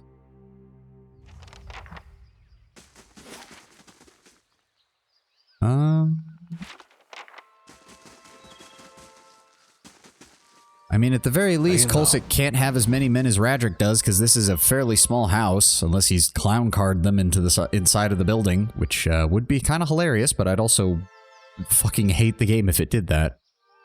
We should be fine. We should be fine. We'll be fine. We'll talk Kolsik down. We'll somehow manage to solve everything peacefully. Oh, dear God. Oh, boy. Here we go. All right. Let me drink some water.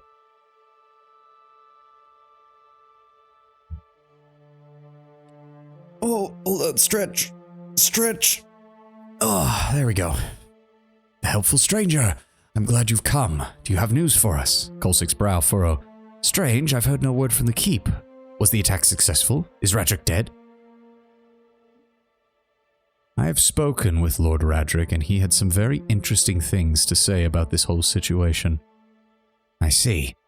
He would, of course. Whatever else Radric is, the man is no fool, nor would he miss an opportunity to poison allies against me. Was it convincing, then? The final, desperate effort of a man who saw standing before him an end to years of cruelty. The whole of our family worshipped Aothis before the Saints' War. Now he strives to make up for their misplaced faith by shedding his mercy. Whatever he's told you, Radric's crimes are real. He will go on murdering his own people, his own family. Kolsik's lips curl. What manner of lord is that? He lacks the honor of a mad dog. Jesus Christ.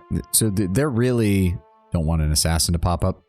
Word from the keeps, who must have enforced the castle, might explain why he won't want the guards to leave. Ah. That's true.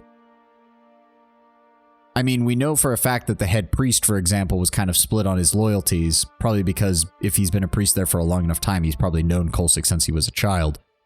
So there have to be at least some people who are sympathetic to Kolsik's plight. Though also judging from Nedmar, I can't imagine that many of them want the two of them to be killing one another. I'll consider your words. Perhaps it was haste. That I was being hasty. You're an honest man, and by my honor I will treat you in kind. We are on the same side, my friend. Okay, but I want to talk to you. We have other shit that we need to discuss. You lied to me, first off. Lied to you? How have I deceived you? Kolsik watches you for a moment before realization dawns on him. Ah, Radric has filled your head with poison. He's no fool. He would never miss an opportunity to turn ally. See, no, we're not addressing the point. We're not addressing the point, good sir. You lied by omission. You have purposely left out that you will be the primary beneficiary and major political leader of the region should something happen to Radric. That is pertinent information. And funnily enough, I'm pretty sure these guys, being your inner circle, probably know, but you decided to let me not know. I bet even many of the locals might know, or maybe they don't, because nobody's ever mentioned it about you. So it could be that you broke down, that you purposely obfuscated that entirely. Yes, Sin. That's kind of that's exactly kind of what Nedmar said in the previous session, where he's just like, for all of his problems, Radric still holds to like his beliefs. His beliefs have become more severe over time because he's been literally dealing with an apocalypse level event, essentially. Tens of thousands of children turning into monsters would probably do that to you. Whereas Kolsik just feels slimy, and it's very much a case of like, it's... Okay.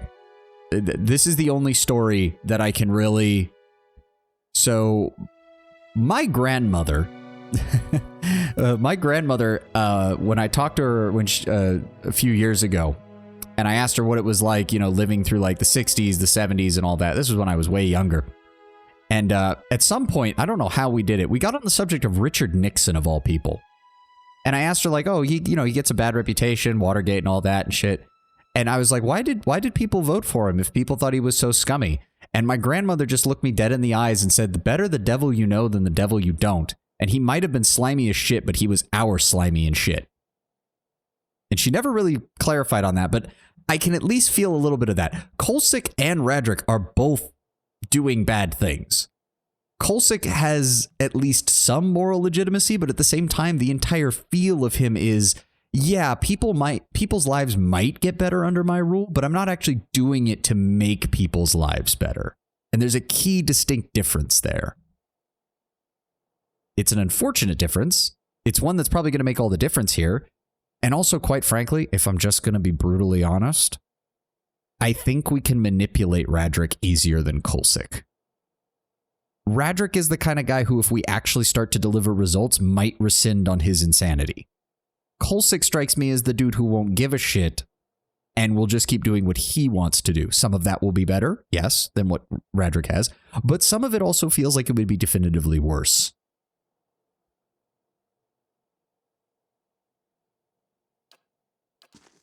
Well, okay, so how do we want to do this? We have a rogue, a priestess, a wizard, Giaco. Oh, well, now I feel like a total ass. An archer and a rogue. Because it just kind of seems true, and it let's be honest, US politics wasn't nearly as bad back then as it is nowadays, but even then, you can kind of understand the sentiment. Yeah, there we go. Giaco seems much improved from his time out of the dungeon, though a few fading bruises linger. It's good to see you. I don't know if I can ever really thank you enough for your help. Getting here was a little more exciting than I'd hoped with the wolves, but Kolsik and the others have been helping me. I'll be back in the thick of it soon enough. And then maybe I can return the favor, right? He smiles brightly. What is this place? Used to be someone's home, I suppose, but now it's where we meet. Sometimes Kolsik says it was abandoned when they found it. It's not all that secret, is it? But I suppose it's far enough away from the hold. Giaco. Has a last name, so I can't do the worm tongue joke well. Yeah. Actually, that's kind of weird. Now that I think about it, has anybody that we've encountered so far had a last name? I think the Glenfothans... No, some of the historical figures we've read in the books have.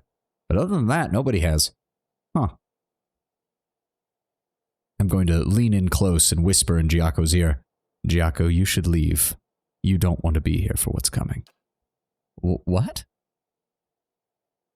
Giaco's smile fades. He glances at Kolsik, where he stands speaking with one of his men. Giaco lowers his voice. What have you done? Don't question. Please just go. You don't need to die here. Are you fucking... Well, you know what? Son of a bitch. I did not have the stats for this, and I have made... You know what? I have made my bed, and I will lie in it. Oh, wow, that's a major negative. Okay. That sucks. Well, we are about to have a very bad time. If I lose this fight, I'll at least have the chance to reload it. Because I fucked that up. Badly. Yeah, you somehow get less negative just from attacking them. Yeah, I don't know how that really makes any sense, considering the fact that Giaco, like... I don't know. That doesn't make any sense. What is my reputation, even? It's still extremely good. It sucks, but... I think it is maybe a bit brutal. That's true, but the question is, who saw it? The only people who saw what's going to happen are either my companions, who apparently don't have an issue with it, really, or the people who are about to be very, very dead.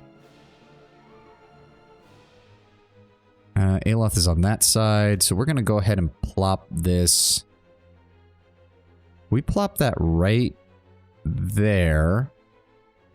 We pull Adair back by a bit, pull him back by a bit. Yes?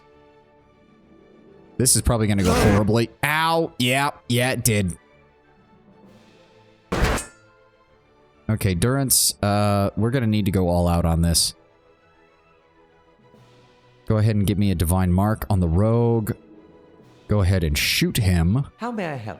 Go ahead and cast that on him. Okay, so the wizard's almost dead, but so is him. Go ahead and attack him. Go ahead and whisper the archer. There we go. What? Durance, just go ahead and cast Holy Radiance now. Attack the rogue. And we're going to... Can't do that yet. Oh my god, I have the gun out. Why do I have the gun out? It's okay, we've got this. Now use the... Nope, we killed that, so we're going to cast that on him. There we go, that took him down.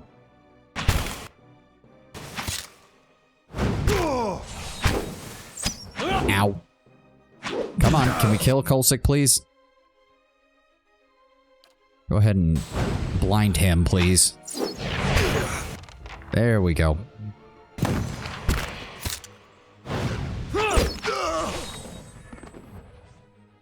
Well, yeah, that went a hell of a lot easier than fighting Radric. Let me see here. Oh, Spellwright's Tome. Go ahead and give that to him. The rest of this is probably just going to be sharp and fine. Oh, that's actually a decent amount of damage. That might be a good backup for Adair. But the rest of it, no enchantments, no nothing, and just a bunch of money. Alright. Oh, some regular... There we go. What have we got on this grimoire?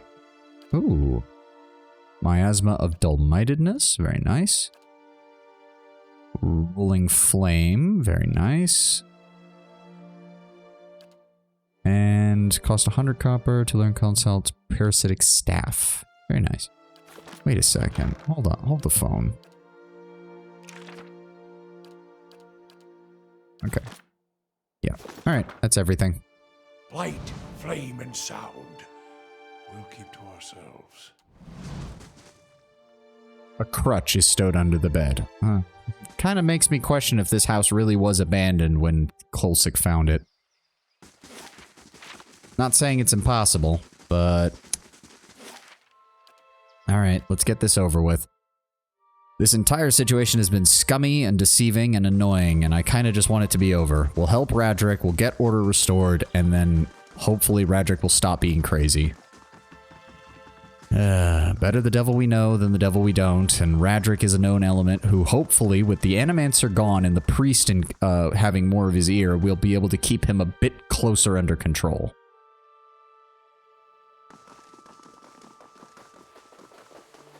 Sup, everybody? Don't mind me.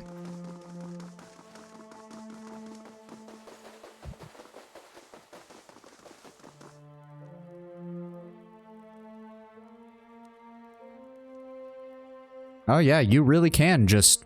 You really can just kill everybody. Yeah, let's just introduce some chaos. No, thank you. But I do appreciate that it's an option. Before we turn that in, I would like more lore.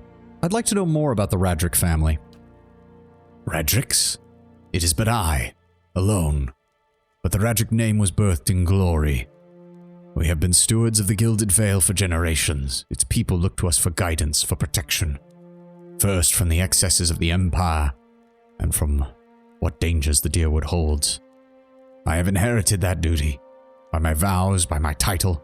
So long as I am Thane, I will permit no threat against our lands, be they mortal or spiritual. Oh, so he's not even an Earl, he's a Thane. Oh, so there's a rank above. So you have Thanes, Earls, and Dukes. So Thanes must be regional controllers, Earls must be essentially state controllers, and then the Duke rules the entirety of the Deerwood. Okay, so the Deerwood's quite a bit bigger than what we're seeing on the map. It has to be, unless some of these nobles are owning very small plots of land. I will permit no threat against our lands, be they mortal or spiritual in nature. What exactly has been going on in Gilded Vale? There's another lovable thane, Road Warden, I think it is. Yeah, that would kind of make sense. Basically a sheriff, essentially. The legacy, Redrick breathes. Shortly after the death of the scattered god, Widewind's legacy fell upon our lands. He shakes his head. Despair came with it. How could it not when the curse took our children, our hope from us? I knew that Bereth would not allow such cruelties, not unless we had lost the god's favor.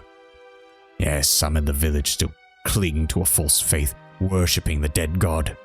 They revere him in secret, even knowing what he brings upon us. And my own wife, continuing her heresies against my wishes. And when our child was born, we saw that no sin remains unrevealed. His jaw works. No man is free from Bereth's judgment. No woman. To be fair, it also makes sense given what we've seen of the world's religious system so far that the people would think Bereth would also potentially be responsible, since he's supposed to be the god of life into death and death into life, so children being born without souls would seem to fall within his purview. Radric looks at the dagger resting on the throne.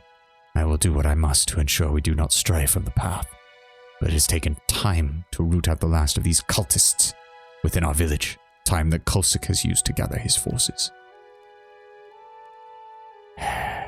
Kulsik is dead, and the uprising with him. So swiftly. A peculiar smile forms on Radric's face, his teeth barred in fierce triumph or perhaps in pain. You have succeeded where a great many have failed. Would that my captains were half so efficient. Gilded Vale owes you a debt. You have removed the greatest obstacle to its restoration. Makes a quiet, amused noise. And rid me of a persistent hornet in the process. I pay my debts.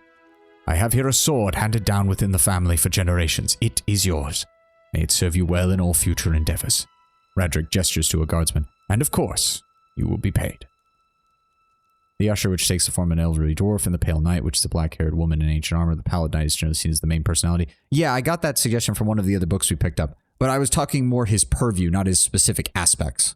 So if the whole concept of Bereth is life to death and death to life, the idea, I'm assuming, that all life inevitably ends, but from the ending of life, new life can spring, it would make sense that as a new life being birthed into the world, not being proper, lacking a soul, it's very obvious why Bereth would be... Now, it's interesting that they're not necessarily blaming him, but they must assume, or at least Radric assumes, that they must have done something wrong to earn his ire, whereas other people are probably just assuming that Bereth has cursed them for whatever.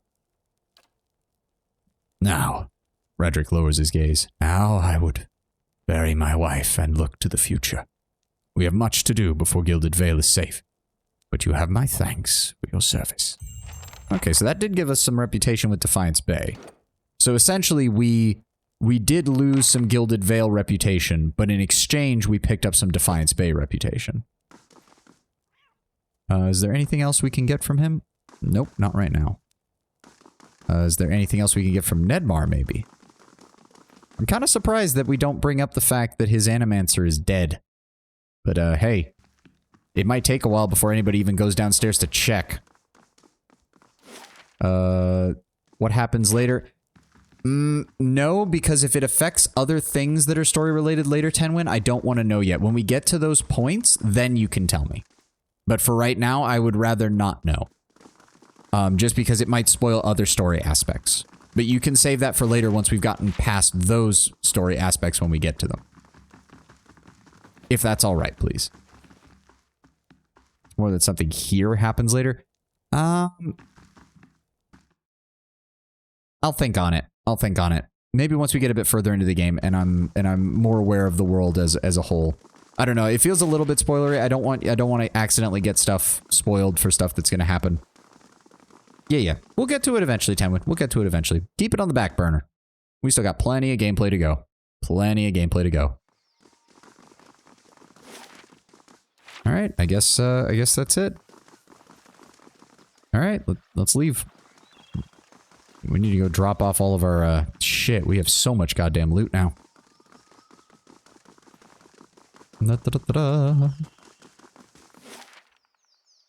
Yeah, I guess we'll go rest at Gilded Vale. And then we will make our way over to Caed Nua. Happens outside of the castle in the Gilded Vale. It won't spend anything that actually would affect you. As I said, we'll just hold off on it for now. We'll just hold off on it for now. I don't want it... If it's a later event, but it's tied into the world space as a whole, I would rather wait until the world space has gotten to that point, and then we can discuss it. Because so far I'm enjoying uncovering everything that's going on in this world.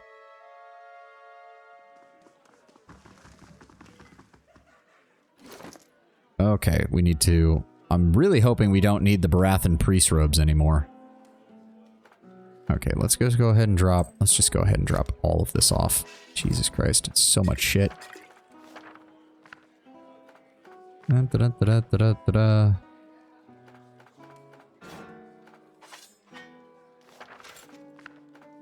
Okay, we cleared that out. I guess the Brigandine's working out for him, so we might be able to sell that armor. Okay, so that's everybody's inventory cleared out. Let's go ahead. Welcome. There we go. Show me what you got for sale. Open this up. Sort by item type. Start with the shit that we know we don't need anymore. Don't sell unique stuff in general. So like Justice, the Disappointer, things like that. You mean the yellow, right? It's the stuff with the yellow background. Yeah, because it actually says unique on there. Yeah, the yellow. Okay. I'll keep that in mind. All right, let's sell off all of the default equipment that we don't need.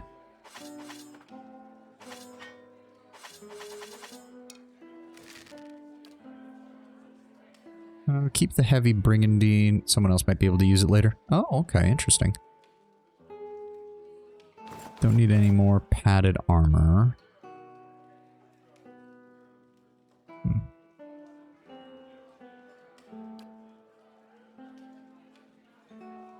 Yeah, that's better than the robe versus the fine robe, so we don't need that. We have the extra fine robe.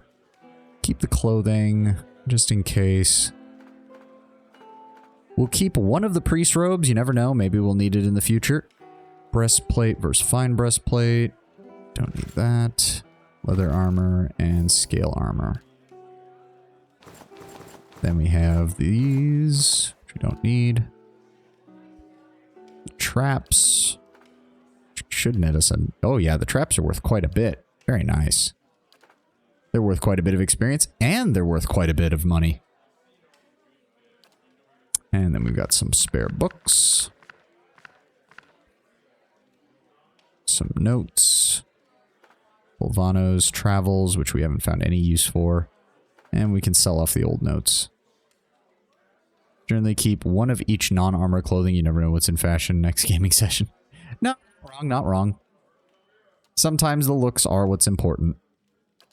And we want to keep all the crafting reagents. Now... honestly, that's simplified us down. We've got a couple of spare weapons for everybody, just in case we want to figure things out. Oh, it's a great sword. Oh, that might actually be a real nice weapon for us to use right now. Let me see here. Crush damage is increased. Wait, what? How does that help? Plus 25% crush damage. 10% damage is crush. That's stupid, though. Even assuming... So, assuming you hit 27 as the max damage, 10% damage is crush. That would be 2.7. And then it would gain 25% crush damage, which would be, like, 0.5. That's stupid. That is a horrible... That's horrible. Why is that even a fact? Like, the sword itself isn't bad, but that's ridiculous. Why would you add crush damage to something that barely deals any crush damage? This sword was once used by a paladin as an executioner's blade during a long-forgotten crusade.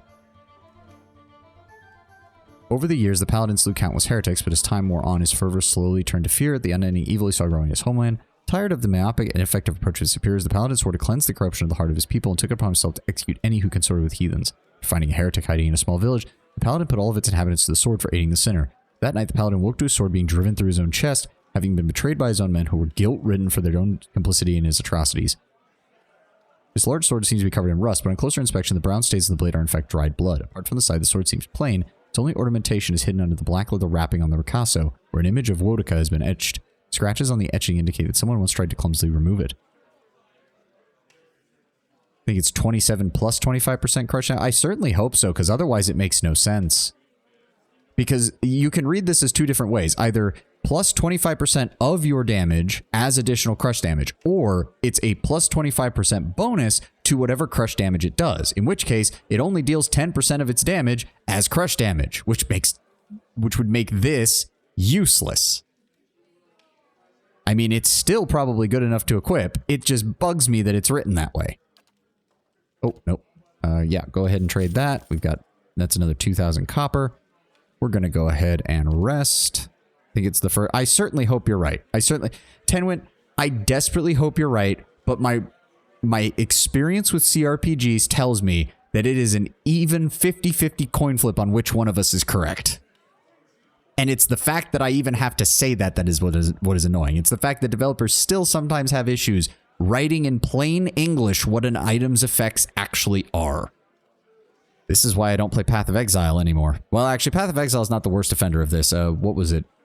Grim Dawn. Grim Dawn, when it first launched, had a horrible mathematics system for trying to determine what added what bonuses to your different skills. And I specifically dropped that game because I could no longer figure out what was going on with my damage calculation. +1 perception, +1 mechanics, or +2 resolve. +1 perception, +1 mechanics, that's fine.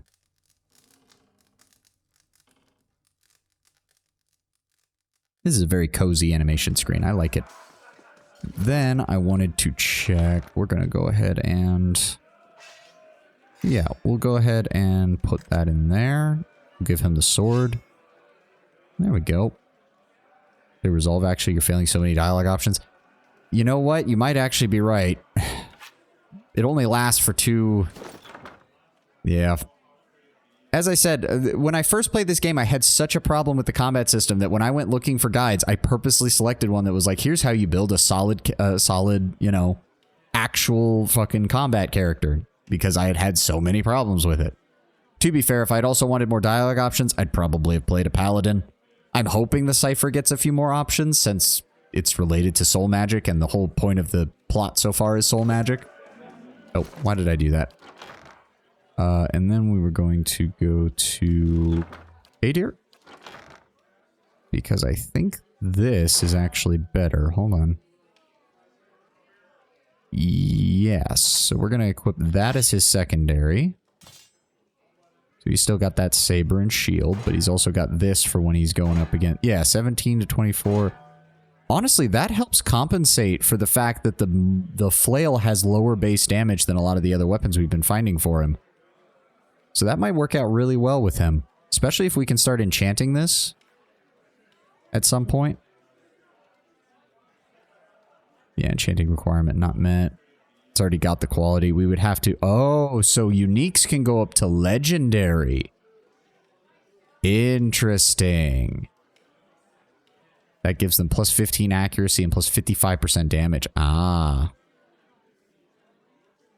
We'll take time for the attack so it's considerably lower damage. Yes, I don't need it to do much though, because like the difference is that this is dealing, where is it, 12 to 17 versus this thing 17 to 24. So the shield helps compensate for the flail's lower damage. That's the main thing I was worried about.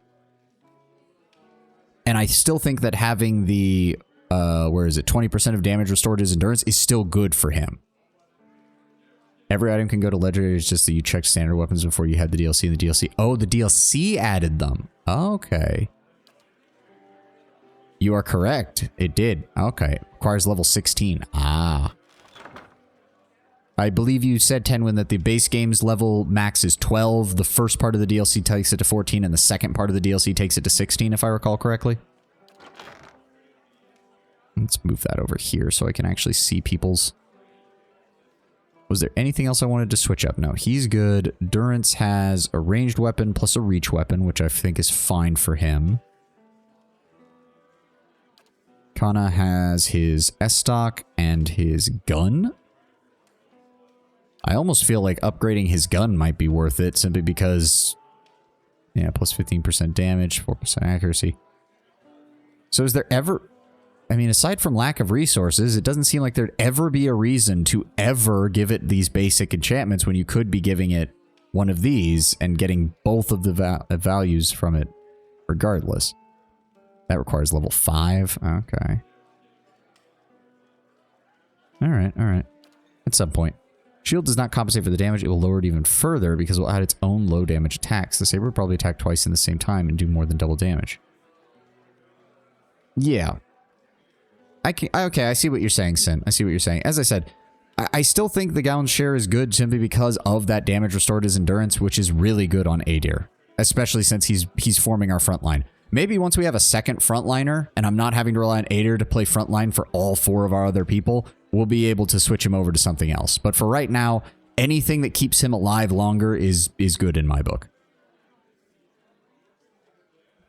Did we want to back up for any of these? He's got a rapier, which is fine. He's got that. I've got my sword and my pike for longer range engagements.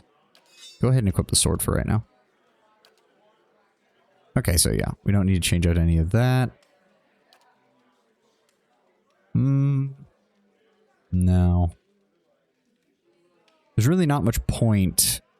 If he's not going to be much of a blasting wizard, then I can't imagine that recovery speed is going to matter to him as much, because we're mainly going to be going with control spells on him. As for Durance, gets the +2 constitution, the +3 damage reduction from burn.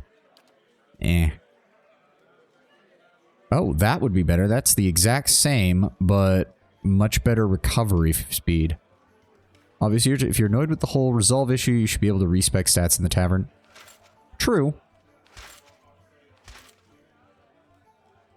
Not gonna lie, the breastplate kind of looks weird on him because of how big it is, but it still works. So we can get rid of those brigandines. We'll keep that.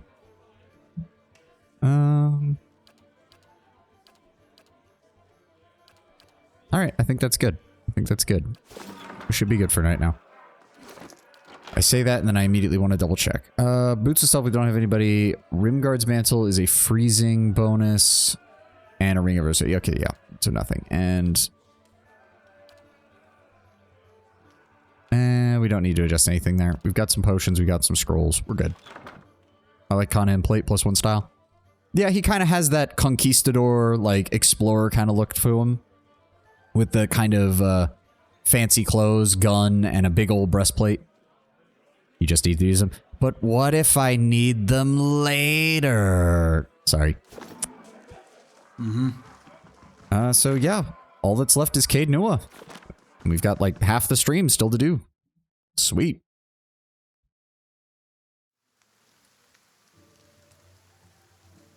Alright, let's get the hell out of town.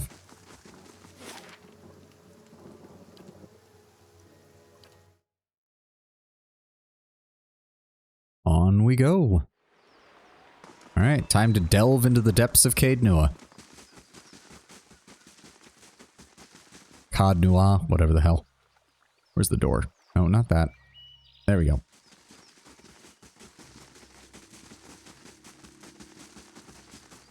Alright, everybody set up?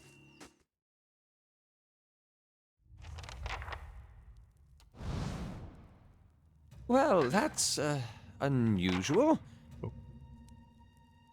Whispers of Yenwood.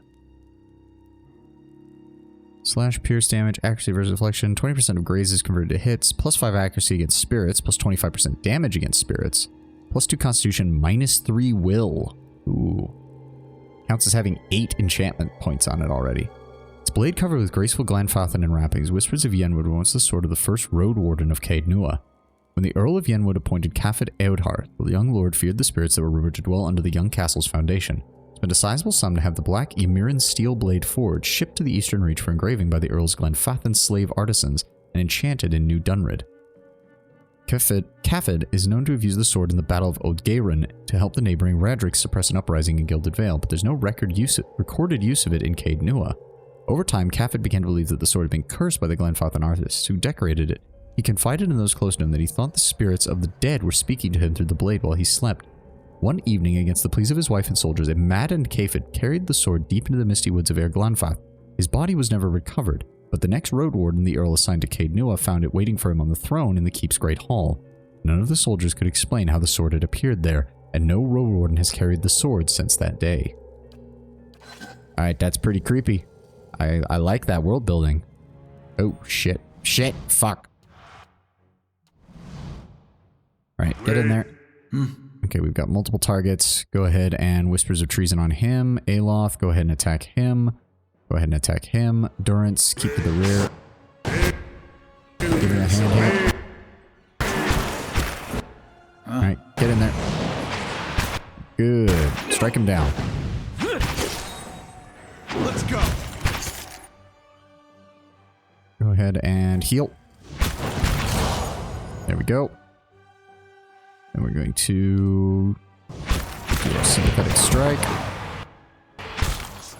No. Attack him, please. Why are you guys not attacking? There we go. Ooh. Ader's fine. Ader's fine. Totally fine. Gray and brown pelts of mice flit between the boards.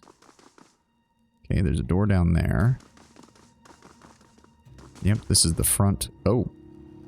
As you come to the end of the hall, you perceive an inviting warmth radiating from the grand throne wrought out of marble. Its masterful artistry out of place amidst the castle's more practical stonework. The veiled face of a woman is carved above the throne's backing, watching over the room with hollow eyes.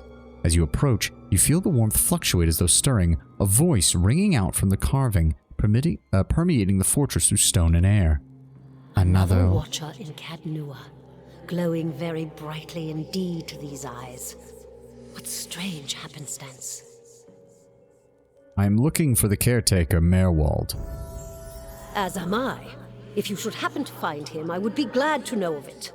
Each day his absence brings new dust to my halls, new cracks to my stones. It's shameful is what it is. The Earl would never have let it come to this. You are free to search for him here. I will unbar the way. You said these were your halls? Not as a land is its lord's, more as a child is its mother's. This castle was my design, you see. The Earl appointed me to do it. I was getting on in years. I knew it would be my only chance to build something magnificent. When it was built, I couldn't bring myself to part from it, to go back to my lonely home. I begged the Earl to let me stay, to take care of it. It was all I wanted, and he granted it. Years later, when Bereth's usher finally came calling, I begged the Earl to find a way to let me remain, and so he did. Huh. So she willingly let herself be bound to this place, and she hasn't gone crazy. That's a surprise. What can you tell me about Merwald? He was a great man. He came here one day, young with long hair and polished armor, and he banished the dark things that had come to lurk in this place after centuries of neglect. He could see the beauty of this place, the way it had been, so he claimed it for his own when no one else would take it. We worked together to restore it. But he began to grow distant some time ago. He never told me why. He retreated deeper and deeper into the keep, never leaving, sending servants for food, hiding himself from my sight. The restoration stopped. Now, to look at the place, you'd never know the progress we'd made. In most places, it's worse than it ever was. And all I can do is watch it crumble around me. Voice actress is doing a really good job here. She's really selling, like, the kind of wistful sorrow that I can hear in her voice. Very good job. Very good job. Then where can I find Merwald? We might be able to bring him to his senses. I can feel his presence faintly somewhere deeper inside the keep.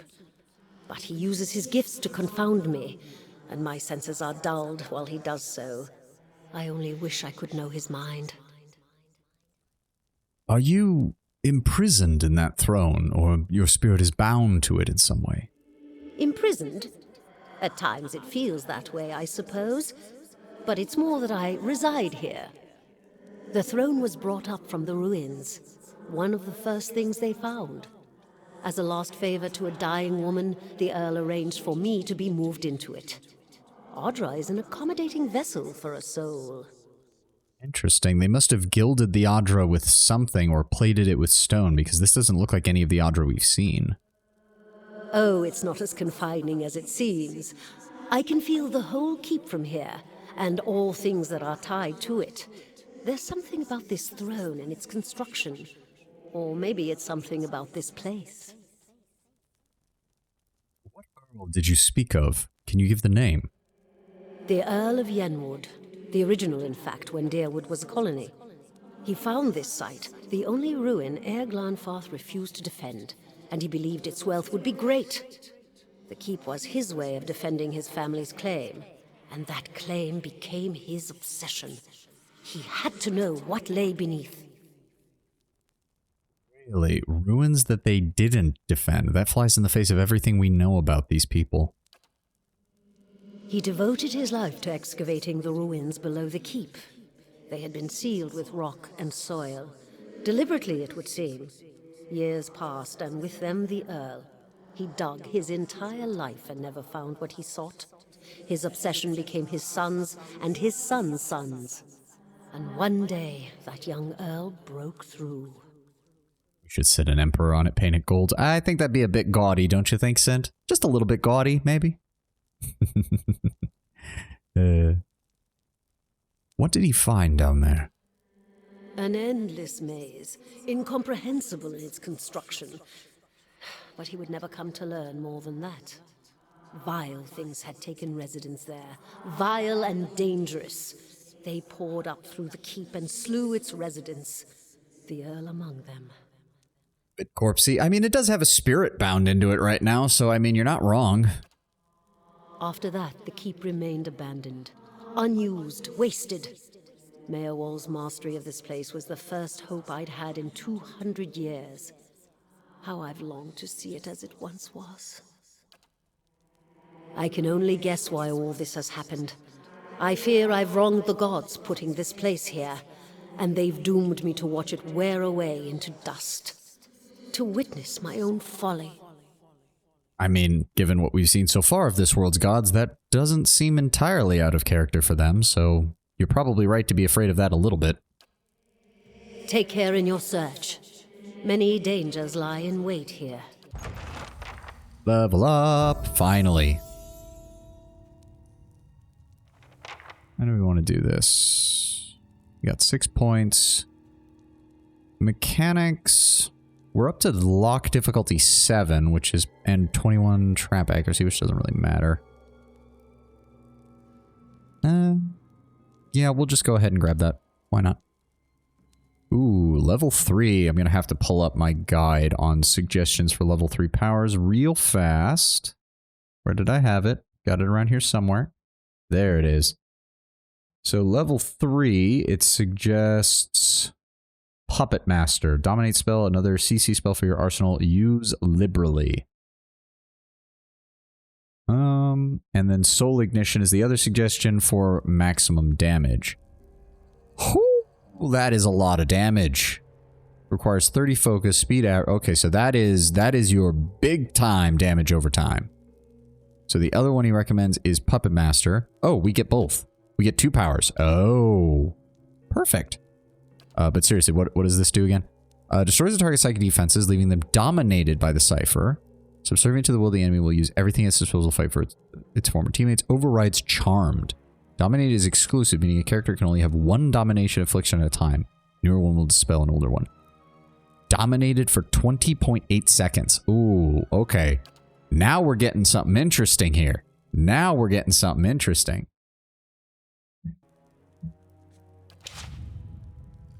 Okay. What about you, Alof? Go ahead and max out your lore stat right there. Level 3. Okay, now we need to... He already knows Fireball, and now he can actually equip it. Minor Blights. This is... Creates a ball of energy in the caster's hand that can be thrown at an enemy, causing burn, freeze, corrode, or shock damage to anyone caught in the area. Blights are continuously replenished until that spell ends. Interesting. That does sound very powerful. Affects the caster until weapon changed for 84 seconds. Okay, that's pretty good. Expose vulnerabilities. Damage reduction by 5. Minus 10 deflection, minus 10 concentration. With the blast talent, it's very strong.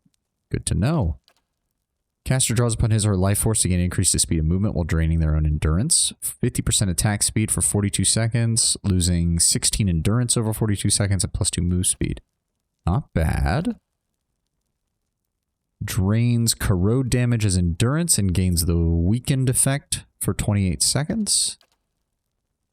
The audio tasking, you don't cast spells, so there is that. So it's really good for if you know you're going to be clearing out a lot of chaff, because you can cast that spell one time and then Aloth can just do auto attacks for the rest of the fight while doing quite a bit more damage, basically. Yeah, so it's a perfect chaff clearer. Arcane Dampener creates a nullifying field of antagonistic magical energy, suppressing all beneficial effects on enemies from the point of effect. Not bad. 30% attack speed and minus 2 movement speed for a enemy within 2.72 meters. What else do we have? Displaced image. Causes the caster to appear visually displaced, increasing deflection and reflex. Okay. The bounding missile. Summon 3 missiles that pierce through the target and leap to 2 additional targets. Okay, so it's magic missiles, but more. Poisonous Cloud causes corrode damage and leaves sickness, but it's a regular AoE, which means it's a pain in the ass to aim. Ringguard's Repulsive Visage. Caster's face becomes a nightmarish mask of rotting insect-infested flesh of other images of unspeakable horrible, compelling all nearby to be terrified and sickened. Okay. Draining Touch. Crackling Bolt. Bounces off of walls, harms anything in its path. I'm thinking we'll do Kalikoths and expose vulnerabilities. There doesn't appear to be many crowd control abilities here. A lot of damage at level 3, but that's kind of understandable. That's the same level you get. Minoletta is another Archmage. Bounding missiles are nice. We'll grab these for right now, and we'll grab Minoletta's next level. I think getting the debuffs and getting just an ability for Aeloth to contribute more damage is a nice solid. Plus, he already has Fireball. Speaking of which, we need to now actually equip these. Expose vulnerabilities, Kalikoths Minor Blights, and Fireball, and that's all we've got. Okay. At least for a Blast Aeloth. Well, we are going more for a middle of the road because Aeloth does not have... He's only got a 12 in might, so he only gets that plus 6% damage. So he's not going to be a full-on blaster, but he is a wizard, and the whole point of wizards is being able to be versatile. And Lord knows his stat loadout pretty much gives him that. He's got quite a bit of intellect for area of effect. He's got a little bit of extra damage. He's got some decent reaction speed, and he's got good concentration. Let's go ahead and get Adir up. We're going to go ahead and up his athletics. Oh, okay. Vigorous defense. Fiercely determined to deflect all incoming blows, dramatically increasing defense for a short time. Once per encounter, gains plus 20 to all defense for 15 seconds. Very nice. These are all weapon specializations. Confident aim. Causing a percentage of their grazes to be converted to hits, increasing the minimum damage of all melee weapons. Not bad, especially for a tank, because he's going to probably not have the best of accuracies. The fighter intensely focuses on his or her training, significantly raising accuracy for a short amount of time. Okay. Fighter devotes all of his energy to defending his allies. Gives plus 10 deflection to all allies. Lowers accuracy. Now, do auras affect himself? Does he also gain plus 10 deflection on himself? Because if so, that might be useful. Fighter lunges forward into battle, causing pierce damage and leaving the enemy dazed.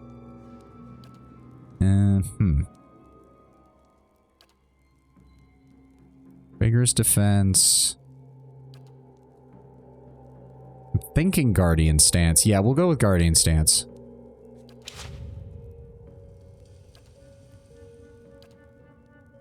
Oh, that's...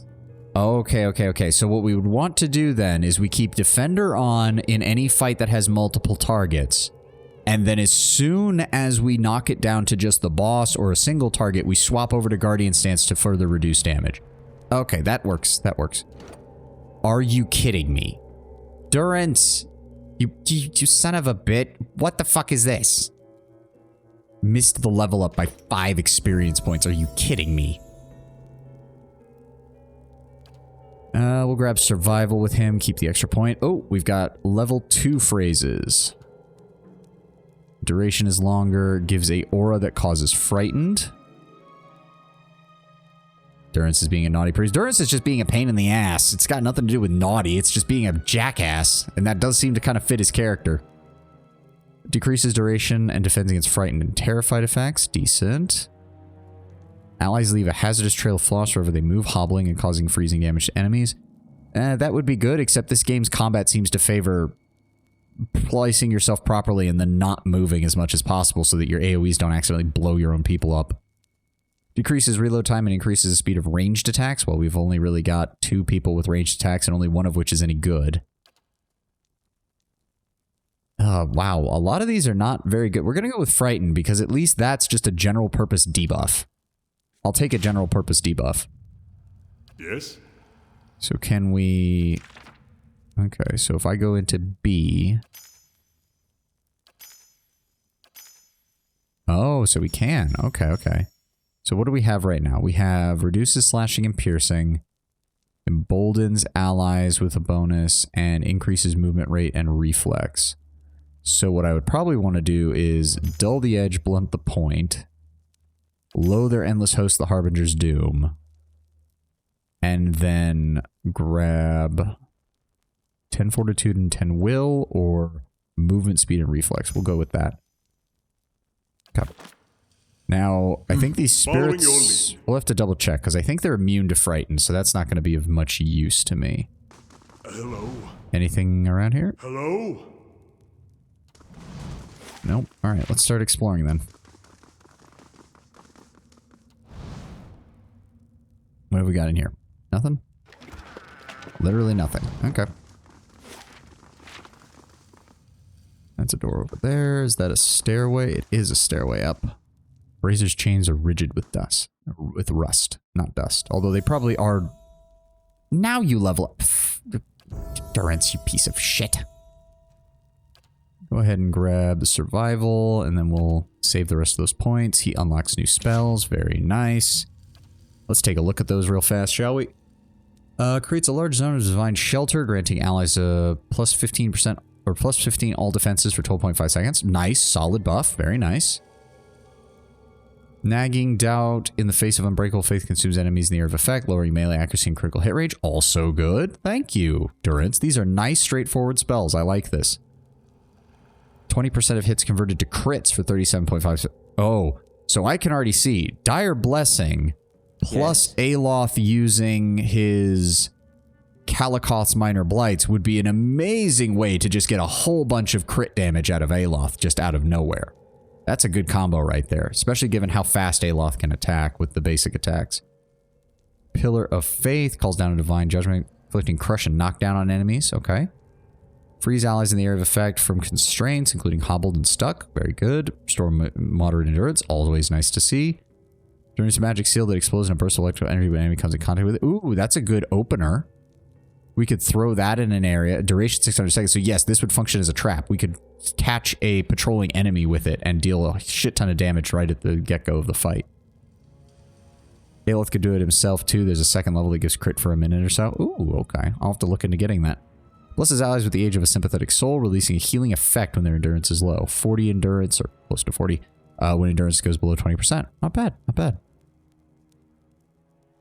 That sounds like the kind of thing I wish I could cast, like, before combat, and have it stay in case, you know, we run into things, but okay. Feels as if cobwebs are the only things holding these rickety old mess together. Margaret's fire casts light in Something has made a nest out of old straw and mattress tickling. And mattress ticking. Okay, that's a weird way of phrasing that. Nope, nothing here. Alright. That just leaves the door over there and the door over here. Well, then what's over here then? Oh. Been out playing soldier again, have we? Go wash up and come help me shuck these peas. As you draw near, the apparition in front of you resolves into an elven woman. Her stringy hair is tied back and she tugs at a loose thread on her apron. There's a distant, hollow look in her eyes until she notices you. A frail smile descends like a veil over her face. She turns from you long enough to produce a basket that, like her, is shimmering and semi-transparent. No complaints. You gotta eat your vegetables if you want to grow up big and strong to be a real soldier one day. Just like we agreed, right? She watches you out of the corner of your eye. Say nothing. Soldiers are important people. They defend the weak and punish the wicked. You're too young to understand now, but there are lots of wicked people. People like the man who murdered your father. She sighs, a spectral strand of her hair fluttering as she snaps a shell with her torn fingernail and crushes another husk between finger and thumb. Remind me what happened to, my father. Before you were born, the Glanfathans attacked settlers like us. They said we'd knocked over some of their special Adra rocks. That's why they call it the Broken Stone War. They got very angry, and so they came into our villages and killed many people. Your father was one of them. He was one of the people the Glanfathans killed. That's what I said. Her voice is low and hoarse. Her hand is frozen over the basket. Something dark and empty clouds over her eyes. That's why you'll be a soldier one day. To protect and to avenge. Why don't you go back out and play? I'll finish up here. She stares at the trickle of blood on her finger. Okay. So we're definitely dealing with some lost spirits and souls here, that's for damn sure. So that leads down. Where does this lead then?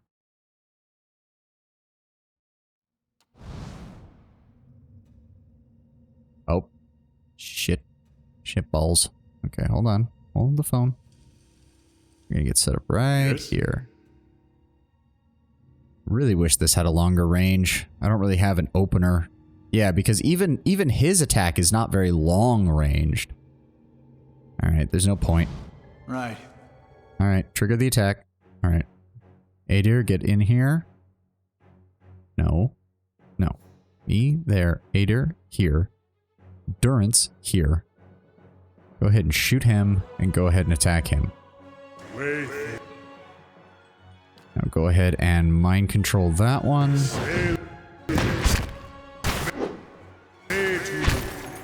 Go ahead and pop this. Okay, Let's go. there we go. Alright, we good? Grab those spirits. Anything else in here? Doesn't look like it. Sneak around, see if there's anything hidden. Nope. Wait, what was that? The map shows the Deerwood's old colonial borders. A new settlement called New Dunrid is marked in the place of present-day Defiance Bay. Okay, so that was the previous name. Spiders have taken up residence in the empty shelves. With the unique sword?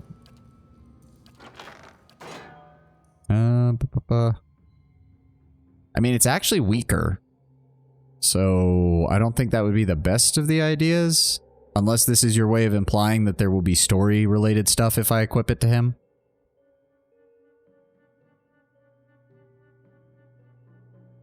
Whispers of Unit. Yeah, because it doesn't do...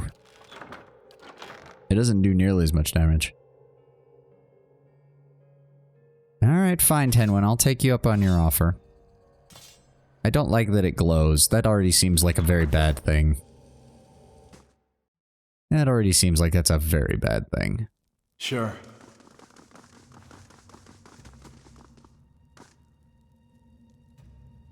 Yeah. So we explored there, we explored there. Wait a second, did I... Yes, that leads to the barracks. We already did that. God, my brain completely blanked there on whether we'd gone through that door yet. Alright, we're going downstairs. Let's go, let's go. Oh, shit. Okay. Spiders, ivory spiderling, spear spider. Okay, we know how this goes. Go ahead and cast on him. Go ahead and shoot him. Go ahead and shoot him. Oh, that's a lot of enemies. That's a lot of enemies. Hater, get over here. Switch to melee weapon.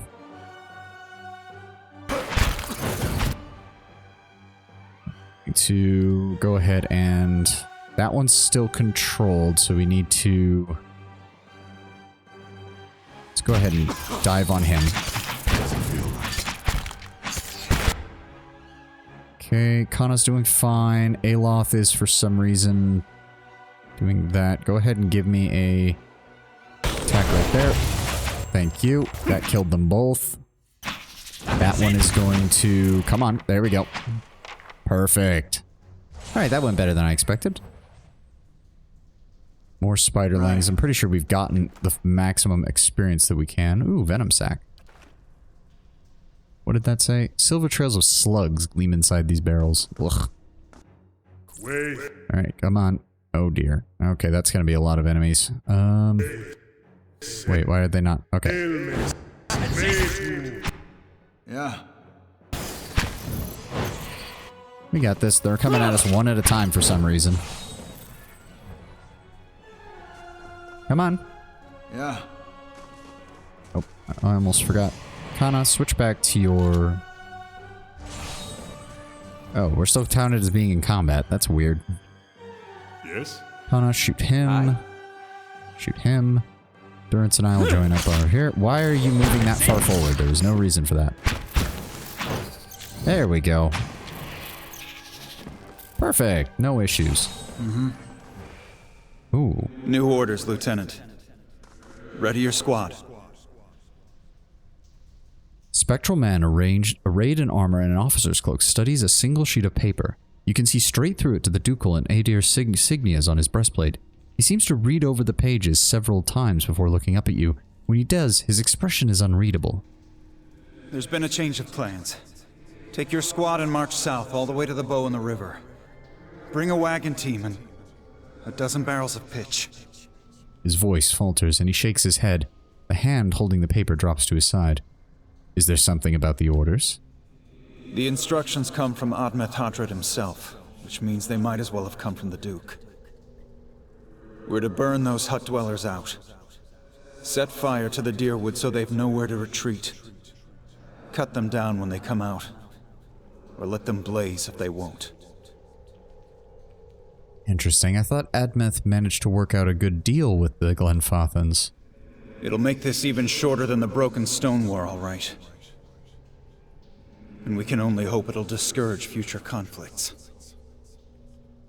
I suppose Admeth might have unleashed an early attack when he was still trying to uncover the Fairkonig's machinations in the Deerwood, so he would have hit the Glenfathans hard in order to throw them on the back foot before revealing that it was the Fairkonig that had started the conflict, which would probably earn him a great deal of respect from the Glenfathans, all things considered.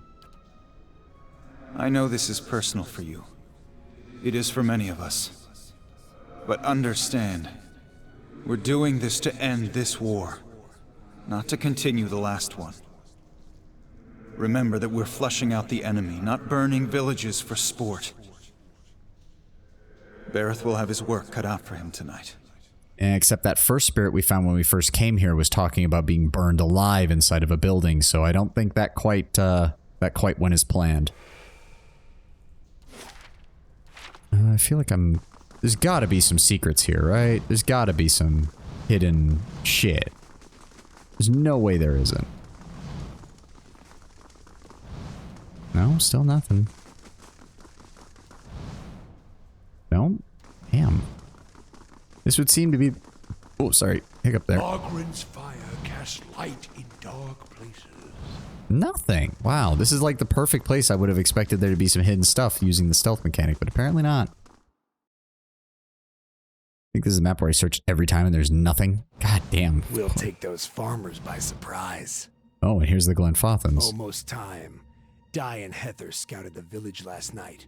They're rounding up the rest of the party now.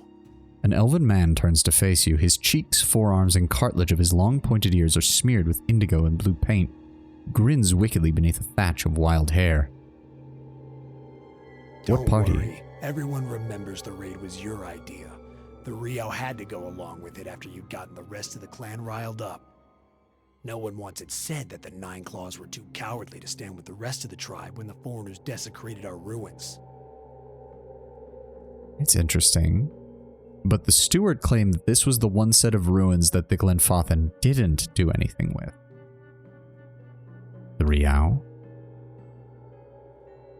The ragged strips of paint on his face twist as he laughs. I know you may not like them, but they're still our elders, for now. A dead, grey tooth peers from between his lips. That was clever, drawing the support of the community first. By the time you approached the Riao, they had no choice but to support the raid. There's no doubt you'll join their ranks one day, as long as no farmer's pitchfork fells you tonight, he laughs. Tribes need more leaders like you. Women who value deeds over words. The ghostly warrior gives you a long, covetous look. His semi-transparent eyes blaze as they crawl over you. He reaches towards your cheek, but stops midway, his splayed fingers quivering as a tremor of doubt runs through them. We were too soft when the foreigners first came, and now they humiliate us. We'll be soft no more, and the invaders will learn to leave us alone once and for all. He drops his hand to his side instead, drawing a notched blade from his belt. Okay, so order of events seems to be... These guys raided, which led to the elven mother with the child who wanted to be a soldier, which led to the officer giving orders to what seemed to be that child, since it was a soldier from the future, to go burn out the Glenfathans, which then led to said soldier burning the Glenfathan elderly women and children alive in their homes nearby. Okay, so we're just walking this trauma spiral all the way to the bottom, aren't we? That's a great sword. That don't matter. Oh, look, more. Okay, hold on. Okay, this seems to be the perfect opportunity for a quick... Let's just go ahead and plop Chill Fog right there. And we're going to pull out of this. We're going to park Adir right here at this front. We're going to go ahead and mind control you. There we go. Let them fight each other. Following your lead. Go ahead and shoot that one. Durance, how did you get past Adir? There we go. Oh, that whole group's dead.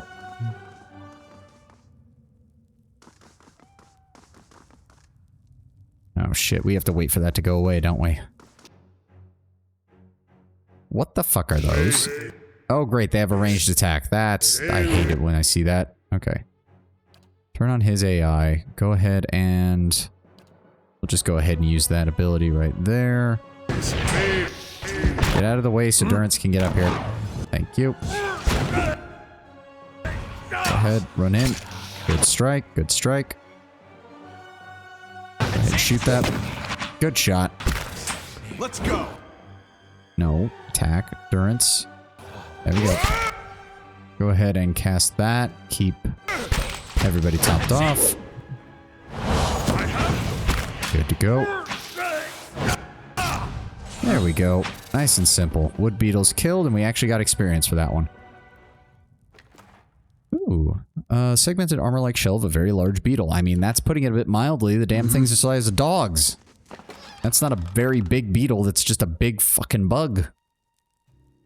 Made from a sacred and uncommon plant that grows deep in Erglanfoth, Carol Galan is the name given to the mixture, typically used solely for ceremonial purposes, or else by warriors going into important battles. Said to open one's awareness to one's place in the world, raising one's ability to recognize and react to threats. 20% focus gain, plus 10 deflection, plus 20 reflex, minus 4 intellect, and a crash after 600 seconds. Some Adra, some money. I shall be quiet as a calm sea, which is not very quiet. Now we can come back over here. That should be spider legs. Yep. Margaren's fire casts light in Zarops. dark places. Oh, a cape of deflection plus 5. That might be good on Adir. Go ahead and drop the scrolls there. Go ahead and drop those there. Oh. Okay, well, so much for that. Alright, now close in. Now that he's got their attention. No, I want you to attack him. Yes. Kana, go ahead and shoot the one in the back. There we go. Nice and simple. Oh. Has an Adir stamp upon its handle. The handle is coated with a rough layer of rust. Speak English. Thank you. The rest of that can go in the inventory. We'll drop that off here. Money. Shh. What the hell? Shimmering wall of energy extends across the doorway like a curtain. It repels forward momentum with an unnatural force. Okay. Perhaps the voice in that throne upstairs knows more. We could.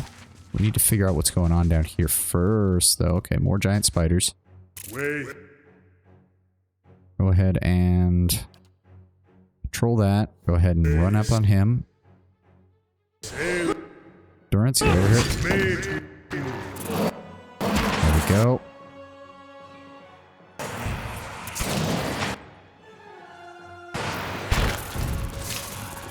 Get over here, Ader. Thank you. No. Focus. Durance, go ahead and give us an AoE heal. Thank you. There we go. Oh, this is so much better than when I first came through this area at like level 3. Which was a pain in the ass. Oh shit, stone beetle. How do we want to do this? Adir, rush in. Durance, swing wide. I'll swing wide as well. Kana, give it a shot. Where's Aloth? Go ahead and use the arcane explosion on him. Okay, then we're going to the psychic backlash through him. Then we're going to swing in. There we go, come on. Take him down. We should be fine. This thing doesn't have much damage from the looks of it. It's just tanky. There we go. Nice and simple. Oh, that gave us some decent experience. It's going to be a long way to the next level, though. Long way. Take that. Oh, right. There's something. Oh, it's just a sword. What else have we got down here? Yeah, as I said, the very first time I played this game, it made me drop it because of just, I did not understand what I was doing, and it very much ruined my experience. Thankfully, we're having a much better time this time around. Okay, okay. Yep, we're just gonna do that. And he's stuck. Okay, hold on, hold the phone. Fall back. Keep behind Adir. There we go.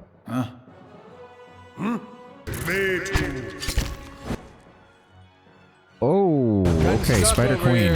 All right, let's focus down these guys first. I was really hoping to avoid aggroing him, but apparently we've decided that that is not going to happen. Go ahead and mind control. I'm gonna laugh if this works. Oh my god, it worked. Ow, and I'm getting one-shotted by this thing. Holy fuck. Well, that was aggravating. I just got completely fucking obliterated by that. Yeah, bruised ribs, -4 constitution, so I'll be even easier to kill. Durance, why did you walk all the way over there? There was no reason to do that. I didn't tell you to do that. Okay, we need bigger spells now. Go ahead with that. Please knock him out before fucking Durance is gonna die. He's gonna fucking die. Heal yourself, Durance. Thank you. Can we kick him? That did not knock him over. Okay, we barely managed that one. And he's injured, which means he's probably going to... Oh my god, he's almost dead because of that poison. Jesus, goddamn Christ. Oildrecht. Oildrecht? Oh god, it's Gaelic again. Oildrecht once belonged to a prominent military instructor in the capital city of Adir. The instructor was a cipher whose gifts were seldom used by the Empire. He grew frustrated as his superior's inability to see the potential ciphers to perform key missions that no other force would be capable of. He began making his opinion known. Over time, the opinion became more subversive and radical, until at last his unsanctioned activities got him charged with treason. The officer and crew that came to detain him, however, underestimated him as much as the Empire had. With only his blade and the talents of his mind, he slew his would-be captors. He fled the city and embarked on a life as a duelist, obsessed with proving his potential to any who would question it. In the end, his life ended in the manner that the lives of duelists typically do, and the potential he often spoke of would remain just that. The knife still bears his psychic imprint, and the wielder will often get flashes of the maneuvers of the original owner performed in order to deliver the killing blow on an opponent. Some regard this as a curse, but many find value in it, and use such experiences to better realize the knife's potential. Were it not for evidence of heavy use about the handle and pommel, Oidracht would seem new. Its cutting edge is perfectly beveled and honed without a single nick along its surface. Okay, what does it actually do? 20% of damage restored is endurance. Nice. Plus 15% damage straight up. Also nice. Is this just straight up better than the flail that I have on... Hold on. We'll drop those off. Is that just straight up better than the flail? 12 to 17, so they have identical damage, identical speed, identical interrupt. The Oidracht, however, bypasses 3 DR, whereas Gownshare converts 30% of grazes to hits, and it has a higher accuracy. But that's just an enchantment, so that could be put on Oidracht if I really wanted to. Health steal still out. Yeah, I suppose if you were in the very early game, if you got both of these and did a dual wield build, that would be great. You'd be getting 20% of your damage back as endurance from each weapon attack, which would be quite good. For right now, the Gownshare still works out better because the additional accuracy is definitely needed for him. But I will definitely keep it in mind. Maybe we'll find a dual wielder somewhere who we can give that to. And I guess we're going to be resting down here because I just got my fucking ass kicked by that fucking spider.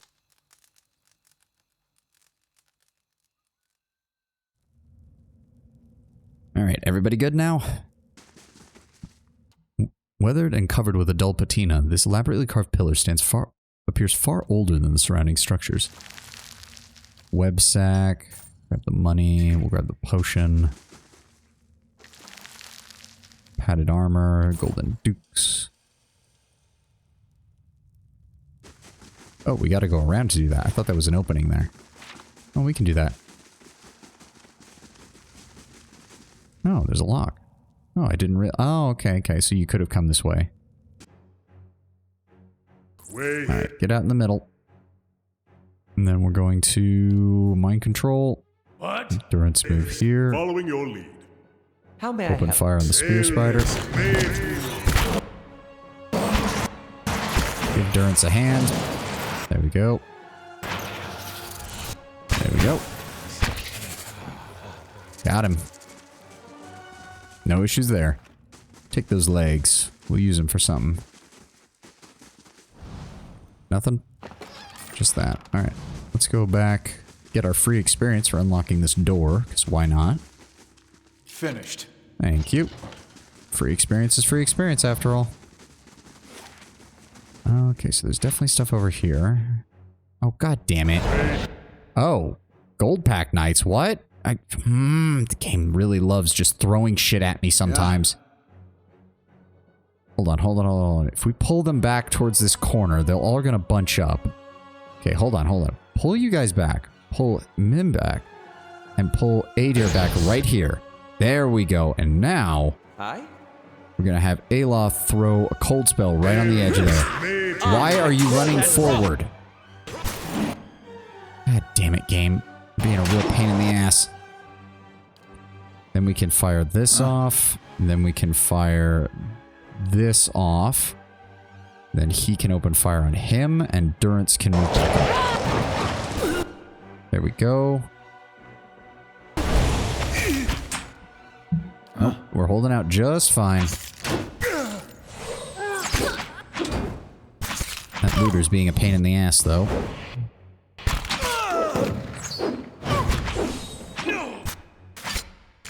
Come on. There we go. And then pull back until that spell dissipates. He's going to have to either come around the corner to attack us. There we go. Dipshit. Get baited. Walk to the northwest. There should be an exit into the courtyard. Northwest. Okay, yeah, I think I see what you're saying. It's probably over that way. We'll finish clearing out down here, though. What have we got? Hood. Nasal helm, which doesn't do anything. Padded thing. Lockpicks. Oh, and a whole bunch of drugs. Okay. Just a bunch of looters with a bunch of drugs. Okay. Sounds like a great idea, buddy. Ooh, a frog helm. You don't see those many. You don't see those very often in any video game, really. See you after the stream? Yes, Stylish. I'll get to you as soon as the stream's over. We got just about 35 more minutes or so. We'll finish up our conversation there. Found something. Oh, wait, what?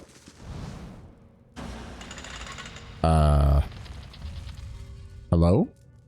No. Keep away from us. Leave us. Oh, Stylish is doing an art commission for me, as far as doing like a channel logo.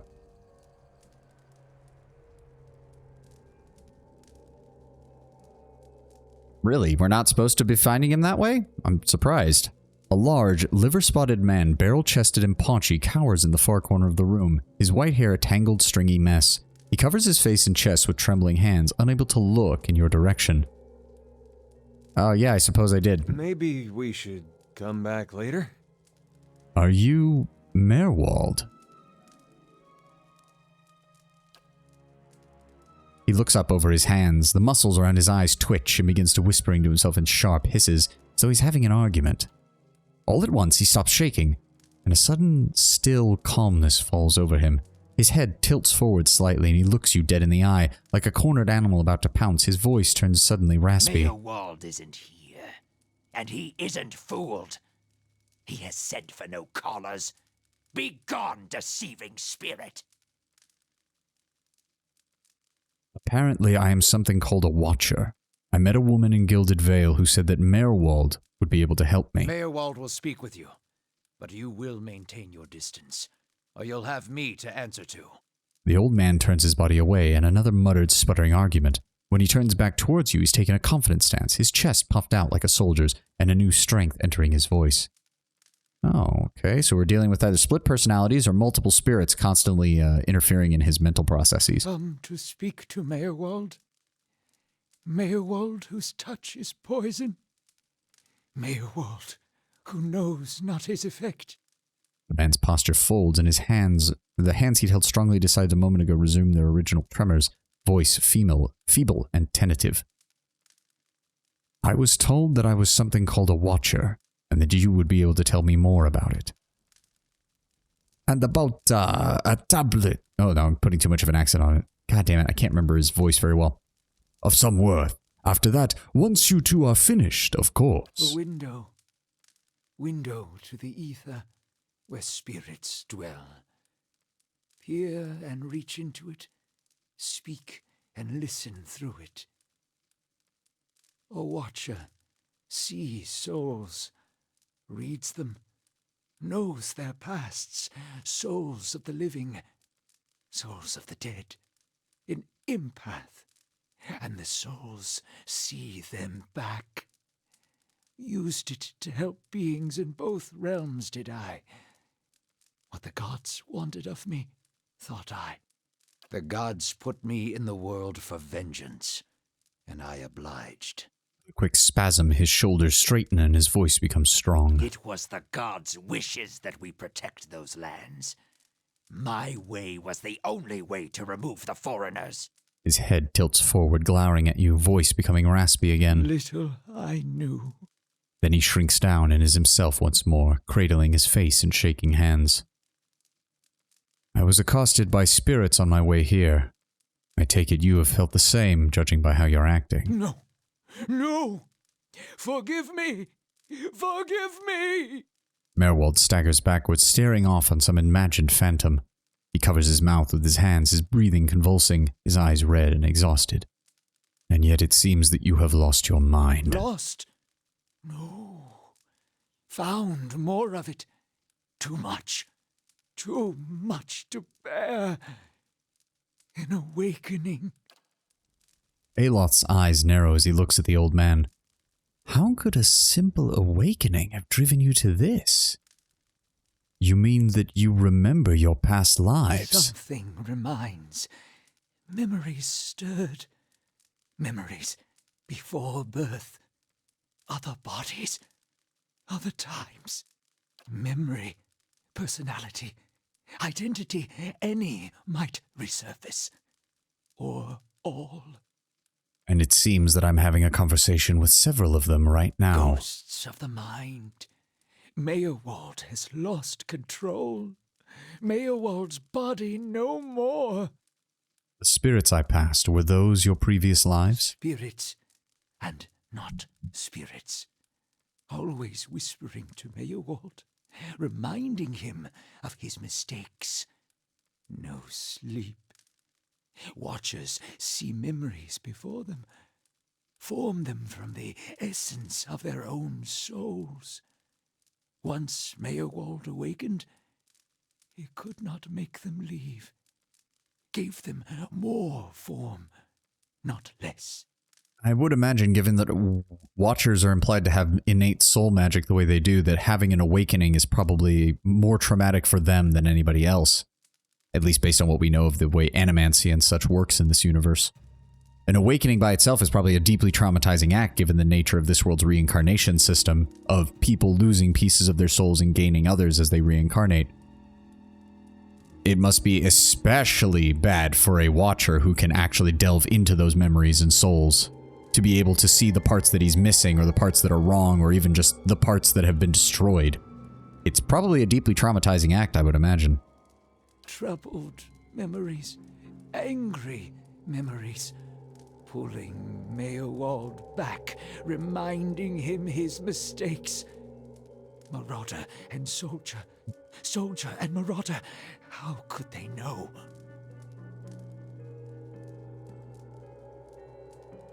Why do these past lives still trouble you? Why are they feeding and growing in strength, seemingly? My fault. All my fault. Soldier and marauder, soldier and marauder and Mayorwald. No forgiveness for what's past. No undoing what's done. No sleep. No sleep for the Watcher. He looks at you, baggy-eyed and lost. War there was all around. War of stone, war of tree. Okay, he's referring to the battles between the Glenfathans and the colonists from about a century and a half ago. Yeah, he's talking about two different wars, fought back to back. A long time ago, the Broken Stone War, and then the War of Black Trees. It was the usual conflicts between locals and settlers getting out of hand, both of them. Some folks are still mad about what one side did to the other. Death we brought to the settler men. We, the 9 claws. Claws of 9. Worse what we did to the women. For love of the gods. The gods' love. For their love. Yes, I saw one of your memory spirits. There was talk of raiding a village. Merwald's voice becomes raspy. He's somewhere else in place and time, speaking to someone unseen. Hold her down. Head her. Give this addy a bitch an heir that belongs in Air Glodfath.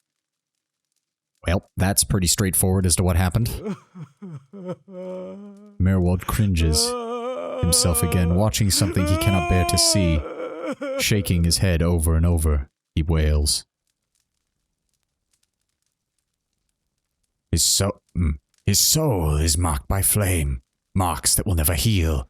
His trial has broken him, but better that than to live in weakness.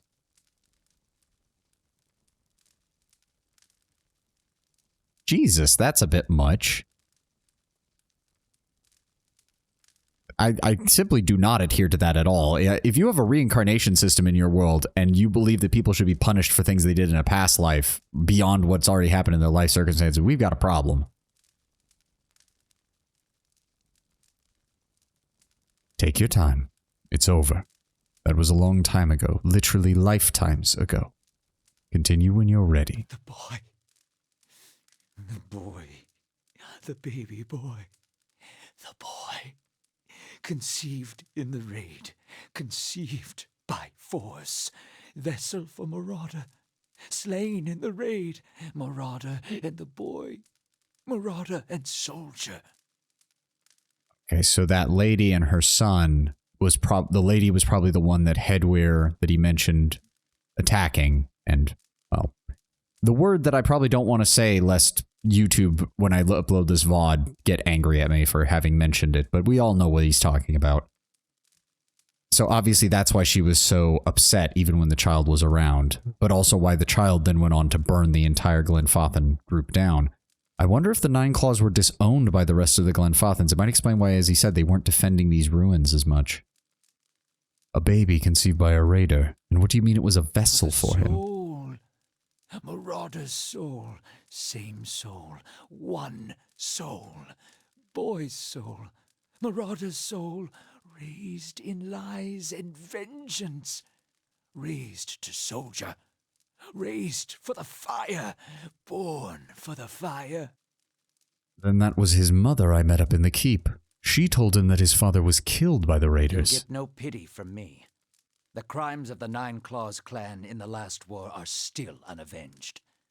But the gods are just. They have led me here. In my father's name, every one of you will burn. Light it. Yep, so that's exactly what happened up there. Yeah, I know, Sint. Believe me, I am well aware. Maybe if I get big enough, and because I know with YouTube, the way their algorithm works, it usually doesn't pay attention once you're deep enough into the video. Usually, that is not a guarantee. It's just a general rule of thumb, unfortunately. But I am, as my own tags even say, I am small streamer, and I would really rather not start losing VODs and shit for no goddamn reason right at the beginning of what I'm trying to do here. So we will adjust, and we will deal, and we will silently bitch and moan when we can, because YouTube and Twitch can be total asshats sometimes. No, I got you, Sint. Believe me, I understand. I didn't take it personally at all. It's just something you got to do with this. Believe me, I've seen streamers who have gone through far greater lengths, and Lord knows some of the content creators who do like actual like edited videos get it the worst, because they have to be very careful with what they say in the first, like, what is it, 2.5 to 3 minutes of their video, lest YouTube just demonetize the entire goddamn thing. Like, my YouTube channel isn't demonetized. It doesn't have monetization at all because I don't have enough viewers to bother with it. I'm just using it as a place to upload VODs in case people want to watch the rest of my streams if they only catch some of it. So I don't really care what happens to that right now. But you've got people out there with actual monetized channels who, if they say one wrong word in the first 3 minutes, that video could get 10 million views and they might not see a dime. Which is just stupid as hell. Durance smirks, burning his own, and why not? If they had been wicked and earned their punishment. But he is weak of mind and of soul. Yes, see him cower before the flames. That should give you the measure of this man. Merwald's shoulders slump. He rocks back and forth, agitated, and mutters to himself, oblivious to your presence. Soldier and marauder, lies and vengeance, and dead villages. All dead. All dead. What for? What for?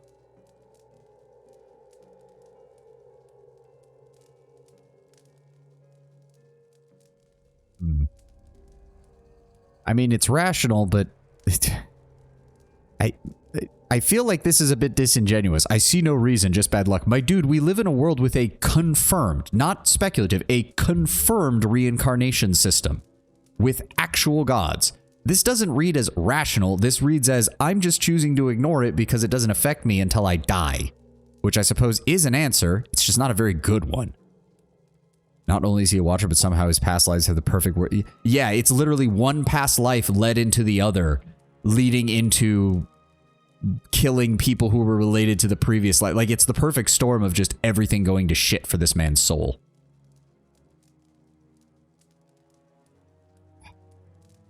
Honestly, I'm going to go with the stoic one because that's probably the best of these answers here. Whatever the reason, I honestly don't think that we're meant to know. How little we know. Yeah, I figured we weren't going to get much out of him regardless of what I picked. How do you tell a spirit from a memory? Fragmented our memories. Stuck in time. Mindless, cruel, never far. Okay, so the memories are what we saw above then, because those, as he said, they're fragmented and stuck in a specific time. The spirits are what he's dealing with right now in here in his own mind. They are in his head. I've seen apparitions like these before, when I became a watcher. No. You too. You too. Tears well in Merwald's eyes. All at once, in spite of his abject misery, his expression changes to one of utmost sympathy. You poor man. You poor man. They will take you too. What an inevitable madness. This cannot be right. Kenna folds his arms. There's always an answer to be found if one looks hard enough. You think I'll end up like you? So fragile, the Watcher's mind. So real, his memories. Once awakened, how can he sleep? He pouts as though holding his mouth closed as that the answers won't escape, and at length he nods. If I am awakened to a past life, how could that have happened? You were reminded of it. Strong memories, lingering lives, they dwell near the surface, waiting to be remembered, waiting to take your mind for their own. Meyerwald sat at his hearth and watched his fire, watched the wood burn. Then came the memory of another fire and burning wood and screams. His face trembles involuntarily. There must be some way to make these memories go away, or at least to disperse them. No. Always there, always remembered. Can't forget, can't unsee. But I didn't just remember. Something caused this. They wore masks, they spoke of books and keys and of a queen. There was a man there in robes, and he seemed familiar. Keys of lead, books of burden, queens that were. Known to me are they, the leaden key. The leaden key? Well, it seems we share an enemy, Sovani. Assassins and Watcher-Wakers both. They certainly keep themselves busy. What do you know of this leaden key? Tell me everything. Secrets, and deceptions, and schemes. Who knows their answers? Not they. Not they. Crossed them before. Hatred of Watchers, hatred and fear. Much we see. Threat to secrets. So some kind of secret society? They must be based on something around soul magic, given what we saw in the introduction in the tutorial. And they obviously have no fear of the Glenfathans because their disturbance of that ruin led to the whole thing with our caravan getting killed. What is this queen they pray to? Boudica, goddess, crown shattered and body burned. Binder of oaths and grudge holder. Bearer of justice. But whose? Boudica goddess, crown shattered, body burned. Body burned is an interesting one. I have to wonder if that's related to Magdan, the god that Durance worships. Did they have a fight? Because even he made a comment about Boudica being, what was it, cobweb covered or something like that? Crown shattered and body burned. So Boudica too is either an injured or destroyed god, or at least a damaged god of some kind. So we've got Magdan and Bareth on one side. These gods are whole. Magdan is dealing with strength and retribution and all that. Trials. Bareth is the cycle of life and death. Meanwhile, on the other side, we have this Boudica, who's apparently the sponsor of the Leaden Key, and we have whatever's left of Aothus and whatever's going on with him. Not sure what to make of it all yet. If the Leaden Key caused my awakening, could they undo it? Many secrets do they keep. Unawakened? Mayhap. Who else if not they? Merwald's bushy white eyebrows edge upward, and he mutters to himself. Just as you're about ready to repeat your question, he finally speaks. Fine. Do you know where I might find this Leaden Key? City of Defiance. Never far from the Queen. Then I need to go. And I need to find this man of the Leaden Key. Sleep well. Hold. Oh. I knew your will die. Your actions were seen. You would sooner betray us to the Adir land thieves than take orders from me. Before you turn to exit, he tilts his head towards you. His eyes lock with yours, cold and dangerous, and voice gravelly. Funnily enough, so far, we've been getting better results from Honest than we have from Diplomatic. Diplomatic sometimes just pisses people off, but Honest actually seems to be getting a better response than a lot of these. You're confusing me with someone from your past life. Your betrayal is for nothing. Your warnings are lost on these foreigners, and their blood will be Gallowayne's tribute this night. I have asked the elders for the honor of claiming your head as my first trophy, and they have granted it. Beg for the Seeker God to grant you a quick death. Boudica is the exiled queen, referred to as Queen of the Gods, a true tyrant, but at some point the other gods rose up against her. Ah. Leaving her a burned old crone, her royal crown shattered. Interesting that, so that would explain Durance using her as the butt of one of his jokes, because obviously being the follower of the god that burned the former Queen of the Gods is probably a big deal for them. Also, he's fighting us now. Oh, of course he is. Why is Aloth in the front? God damn it, the way this thing set us up when we came in through the door. Can we take control of the flame blight? Oh my god, what? Yes. Get out of each other's way, you idiots! No, Adir, get in there. Thank you. God damn. Switch to the long-range weapon so we can stand in the back and go ahead and attack. Please attack. Please attack. Thank you. God damn. Can we please attack? Please attack. Please attack. For fuck's sake. Thank you. Jesus goddamn Christ. Now, go ahead and siphon off his defensive stats. Ow. Can we please deal with that? Go ahead and cast some magic missiles on him. Following your lead. You have your gun out, right? Please shoot him. Thank you. Oh shit, he's dead. There is a change in the air of the keep. What was thick and suffocating feels to you somehow more breathable, and as though yielding to a conquering invader. Galawain, god of nature, beasts, and hunts, popular among the golden fowl. That would make sense. Merwald's body lies inert. You can feel his soul lingering there, uncertain. There's something unique about this soul, in this place. A bond formed in decades of inhabitants and lordship that feels palpable to you. As though even in death, the keep knows its former master, and its former master remembers its keep. Ooh. In your mind's eye, the bond seems to be as frayed rope, ghostly and alive. Its frayed ends writhing like a tide pool of anemones, and you find that you are concentrated on it. You have the ability to manipulate its strands. Pair the rope, binding Merwald's soul here as an eternal warden. That sounds like a fucking cruel ass fucking thing to do. Sever the rope, allowing Merwald to pass from this world. Draw upon the energy of the rope itself, siphoning knowledge from the connection. Well, I'm definitely thinking 2 or 3.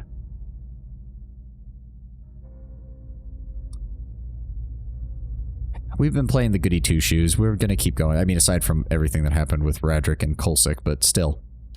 We will allow him to pass on. Strand by strand, the connections begin to fly apart, like an overstressed string of some ethereal instrument. With the tearing of that final string, the rope becomes as liquid and dissolves from your awareness. Merwald's soul hovers near you for a moment, a vortex of strife and discord, but there's something else beneath it. Relief. His soul passes through one of the walls and is gone. Ugh. Oh, yeah, we picked that up. So what was... Okay, so Crucible... I need to actually read this. It's a faux AoE, 11.8 burn damage is endurance, accuracy. This is once per rest. And then Speaker to the Restless is 2 per rest. The Watcher speaks directly to the souls of his or enemies, filling them with dread of what awaits them in the wheel. They gain frightened for 13 seconds. Okay. Primal Flame, Primal Wind, some money. We'll go ahead and take a look at his book.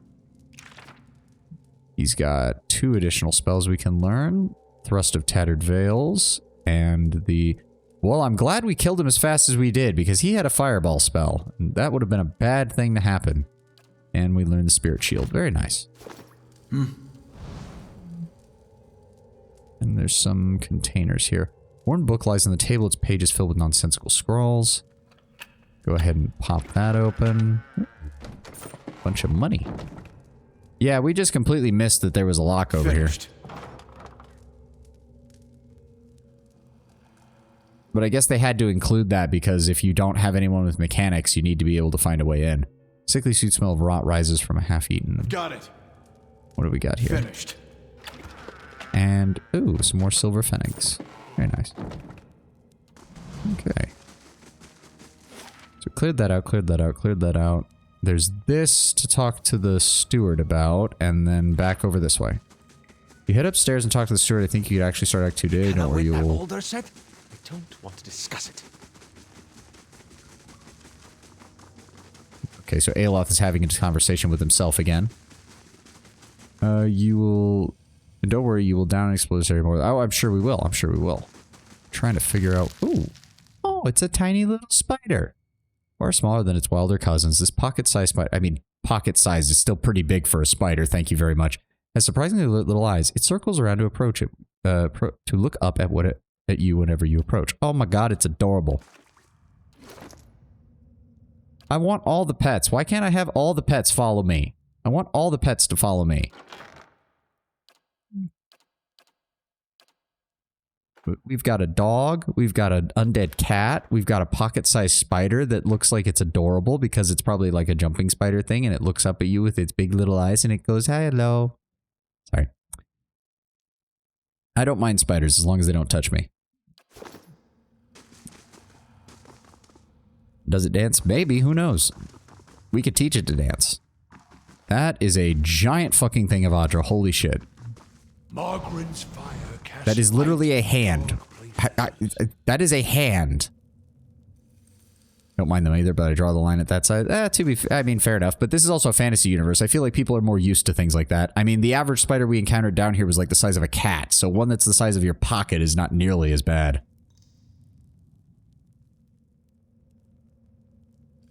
See, it's usually the inverse, Tenwin. Usually the smaller ones are the cuter ones. Like, have you seen those jumping spiders and dancing spiders? They literally got one to wear a droplet of dew as a hat, and it's the most, like, adorable thing I can imagine as far as spiders go. Okay, so this goes back upstairs. We've got a few more minutes.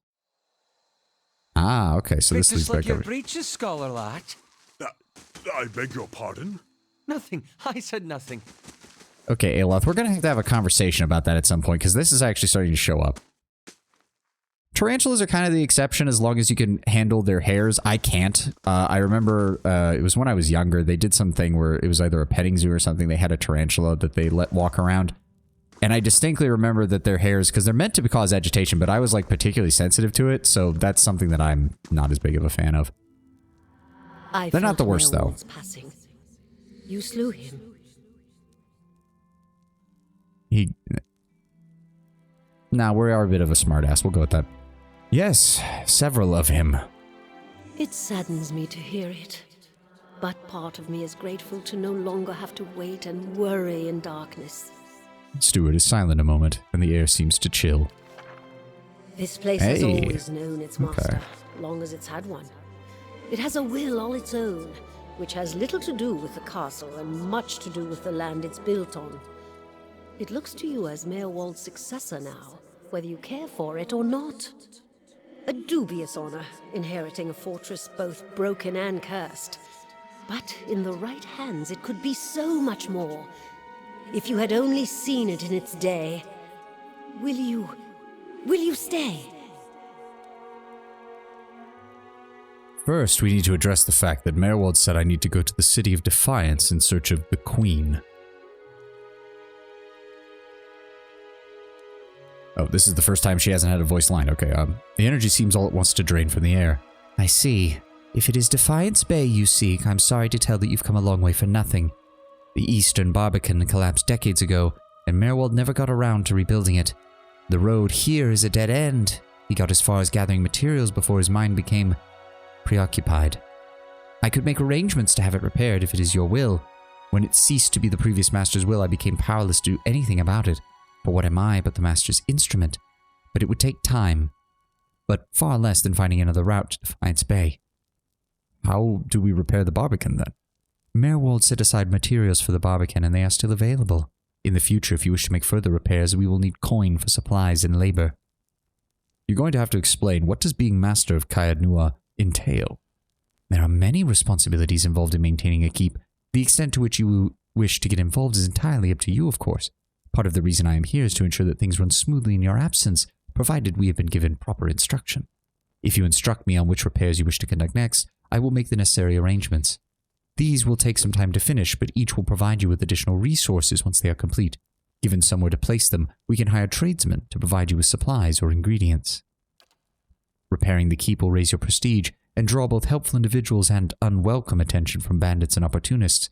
We will need to raise the keep's security in turn, so that these will become less of a concern. You should know, however, that the position does not come without some risk. Your name will grow in fame, and you must contend with threats to the keep and others. Was there else, my lord? What did you mean when you said the keep was cursed? Merwald's curse was his own, a watcher's curse, but his predecessors have not fared much better. There is a presence within the keep, or rather, far beneath it. At least such has been the conclusion drawn by all who have come to this place, for what spirits still linger in the Endless Pass oft speak of a master below. Every effort to settle here has failed, from the time of our Aediran colonists onward. Beasts rise from the Endless Pass until the new lord or lady is no more. The one who dwells below this master does not tolerate rivals, it seems. I have seen from time to time intrepid explorers descend to lay claim to what answers they can, and none return. There is a force which has kept Caed Nua a barren ruin, and robbed me of my hopes. The Endless Paths. That, my friend, is where I must go, where we must go, if you will go with me. Whatever devils lie beneath, think too what knowledge we may find. Perhaps this master even speaks Aediran. Speak of the Endless Paths. What exactly are they? The Endless Paths of Od Nua. That is the name given to the labyrinth beneath the keep. The original Earl, we were warned by the Glenfathans that this site was cursed, and there was a legend attached to it, though at the time we thought nothing of it.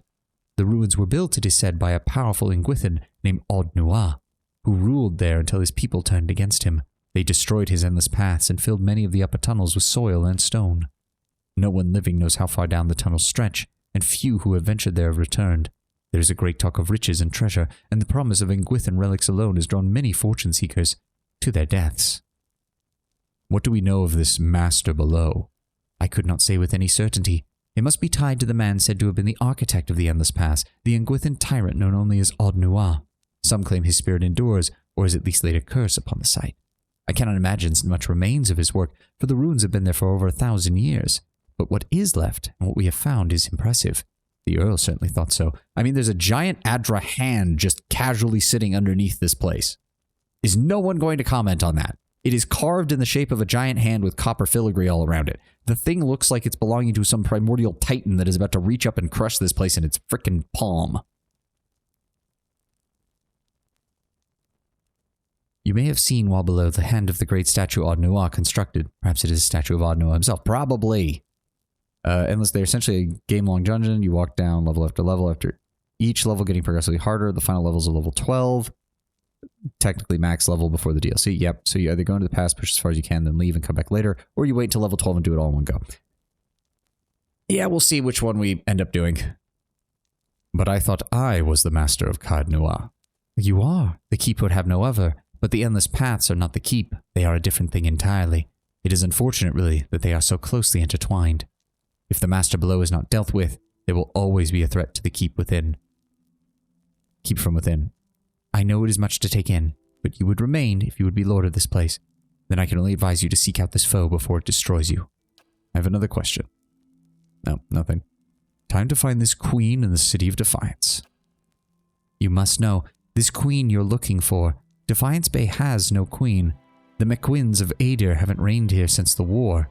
The only queen with any power there is the god Wodika. I'm told they erected an exquisite temple in her honor there, but I was never able to see it. If you mean to go there, we can get started right away on preparing the barbican. You need only tell me what you wish to do, and I shall make the necessary arrangements. Mayor Wald kept a ledger, as it happens, and I've taken the liberty of updating it. You could take a look if you wish. Let me see. We'll get it underway at once. The steward's voice belies a giddy excitement. Know, my lord, that this is the first and least of great many undertakings. The keep supported a great many buildings and servants for long. If you wish it, we can repair some of the outlying structures, and these will bring your wealth and recognition, drawing people to your service. Rebuilding the defenses will keep the grounds from being overrun, as they did under Merwald's keeping. You need not choose all at once. I am pledged to your aid, and so long as you are master, we shall always be linked. You need not step upon these grounds to speak with me. Wherever your travels take you, you can make your will known, if you but reach out. Oh great, so she's going to be in my head for the rest of the game. But first, the barbican. Ah, here we go. This raises... Okay, upgrades to your stronghold cost money and take time to complete. Each upgrade can add security or prestige to the stronghold or add additional functionality like rest bonuses, periodic free crafting ingredients, or new stores. Okay. We have 2 prestige from our miscellaneous actions and 0 security. We have the Eastern Barbican, which grants passage to the Woodland Plains, the crossroads between Caenoa, Deerford, and Defiance Bay. The Western Barbican, which we would need to upgrade to have better security. Store Blight Hollow, allowing you to rest there. The main keep. Repair the Great Hall, allowing visitors and adventurers to be available to you and your companions. The Bailey, keeping the stronghold self-sufficient. The Towers, South Curtain Wall, West Curtain Wall. The Library will grant a lore bonus upon resting. Nice. Barracks, Dungeons, Merchant Stall, Craft Hall. Provides you with a dexterity bonus for resting. Very nice. Mechanics bonus. Allows you to purchase the parts of exotic creatures and generates a random creature part every turn in the Stronghold Treasury. Nice. Chapel is the religious center. Gives you a resolve bonus. The Forum grants an intellect bonus upon resting. Upgrading the grounds gives a might bonus. The Botanical Garden gives random plants. The Hedge Maze grants a bonus to stealth. The Warden's Lodge. There we go. Grant a bonus to survival skill upon resting as well provide access to the Warden, who offers high-level bounties. Okay. Side quest stuff. Very nice. The Woodland Trail. Sometimes the game doesn't explain too well. As the road warden of this keep, you get taxes from the populace, so the taxes can get raided by bandits. You can reduce the damage the bandits do by increasing security. Makes sense. Very straightforward. But yes, they did not actually explain that. They're just showing this stuff. Courtyard Pool. Purchasing the upgrade will store the lab. Hirelings help defend your stronghold from expensive collateral damage. The unfortunate attack. They cost money to maintain, but their cost usually offsets the potential for damage. Hirelings also contribute to security and prestige in the stronghold, sometimes negatively. Okay. That's our party management, hirelings, buildings, stronghold actions. Events occur at the stronghold as time elapses. The higher your stronghold's prestige, the more positive the effects tend to be. However, high security is also important as it can help prevent theft and kidnapping. Adventures are opportunities for your companions' adventures to earn experience while they aren't in the party. Visitors can affect security prestige in the stronghold while they are present. Some events even offer rare items for sale during limited periods of time. Will change depending on your final prestige and security. Ah, okay. Turn 1, nothing new to report. No actions. All right, let's just go ahead and do that. We've got a decent chunk of money, so we're obviously going to want to upgrade the main keep. And that will be finished in 3 days. All right. And that gets us just over the finish line for the 3-hour mark. So we are going to call it here. Yep, go to the Temple of Wodaka. It will be our next part of our quest. Never far from the Queen. Explore the Endless Paths. Find the ruins beneath Caenoa. Travel with Durance. And bring Ader to speak to... Well, that's going to be a problem. We'll probably have to talk to Ader about that. 6-hour stream will focus mainly on Act 2. That is the plan on Sunday. Yes, sirree, Bob. Alright, let's see if there's anybody we can raid real fast. I just did the save. So I'll go ahead and drop you guys off with somebody for a raid. Let me see here. What have we got?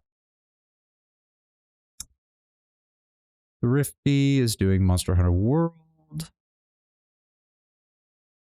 Not really seeing... we raided Thrifty before. We'll raid him again. Yeah, why not? Looks like he's doing some Monster Hunter. I'll go ahead and send you all off to Thrifty Tokens. He raided us a while back, and I think we raided him in turn a little bit after that. So I hope you all have a glorious Friday and a glorious rest of your weekend if I don't see you on Sunday, but I hope to see you there. I'm enjoying the game so far. I'm definitely enjoying it. We're now in Act 2, and things are only looking up so far. As long as we can keep the game from occasionally dropping me in the middle of combat when I have no chance to respond to anything. And if we can avoid, you know, slitting the throats of any more innocent people. It's only happened once. We're fine. It'll be fine. We're totally not the bad guys. I swear. All right. You guys have a glorious Friday, and I'll see you on Sunday. Have a good one. Bye.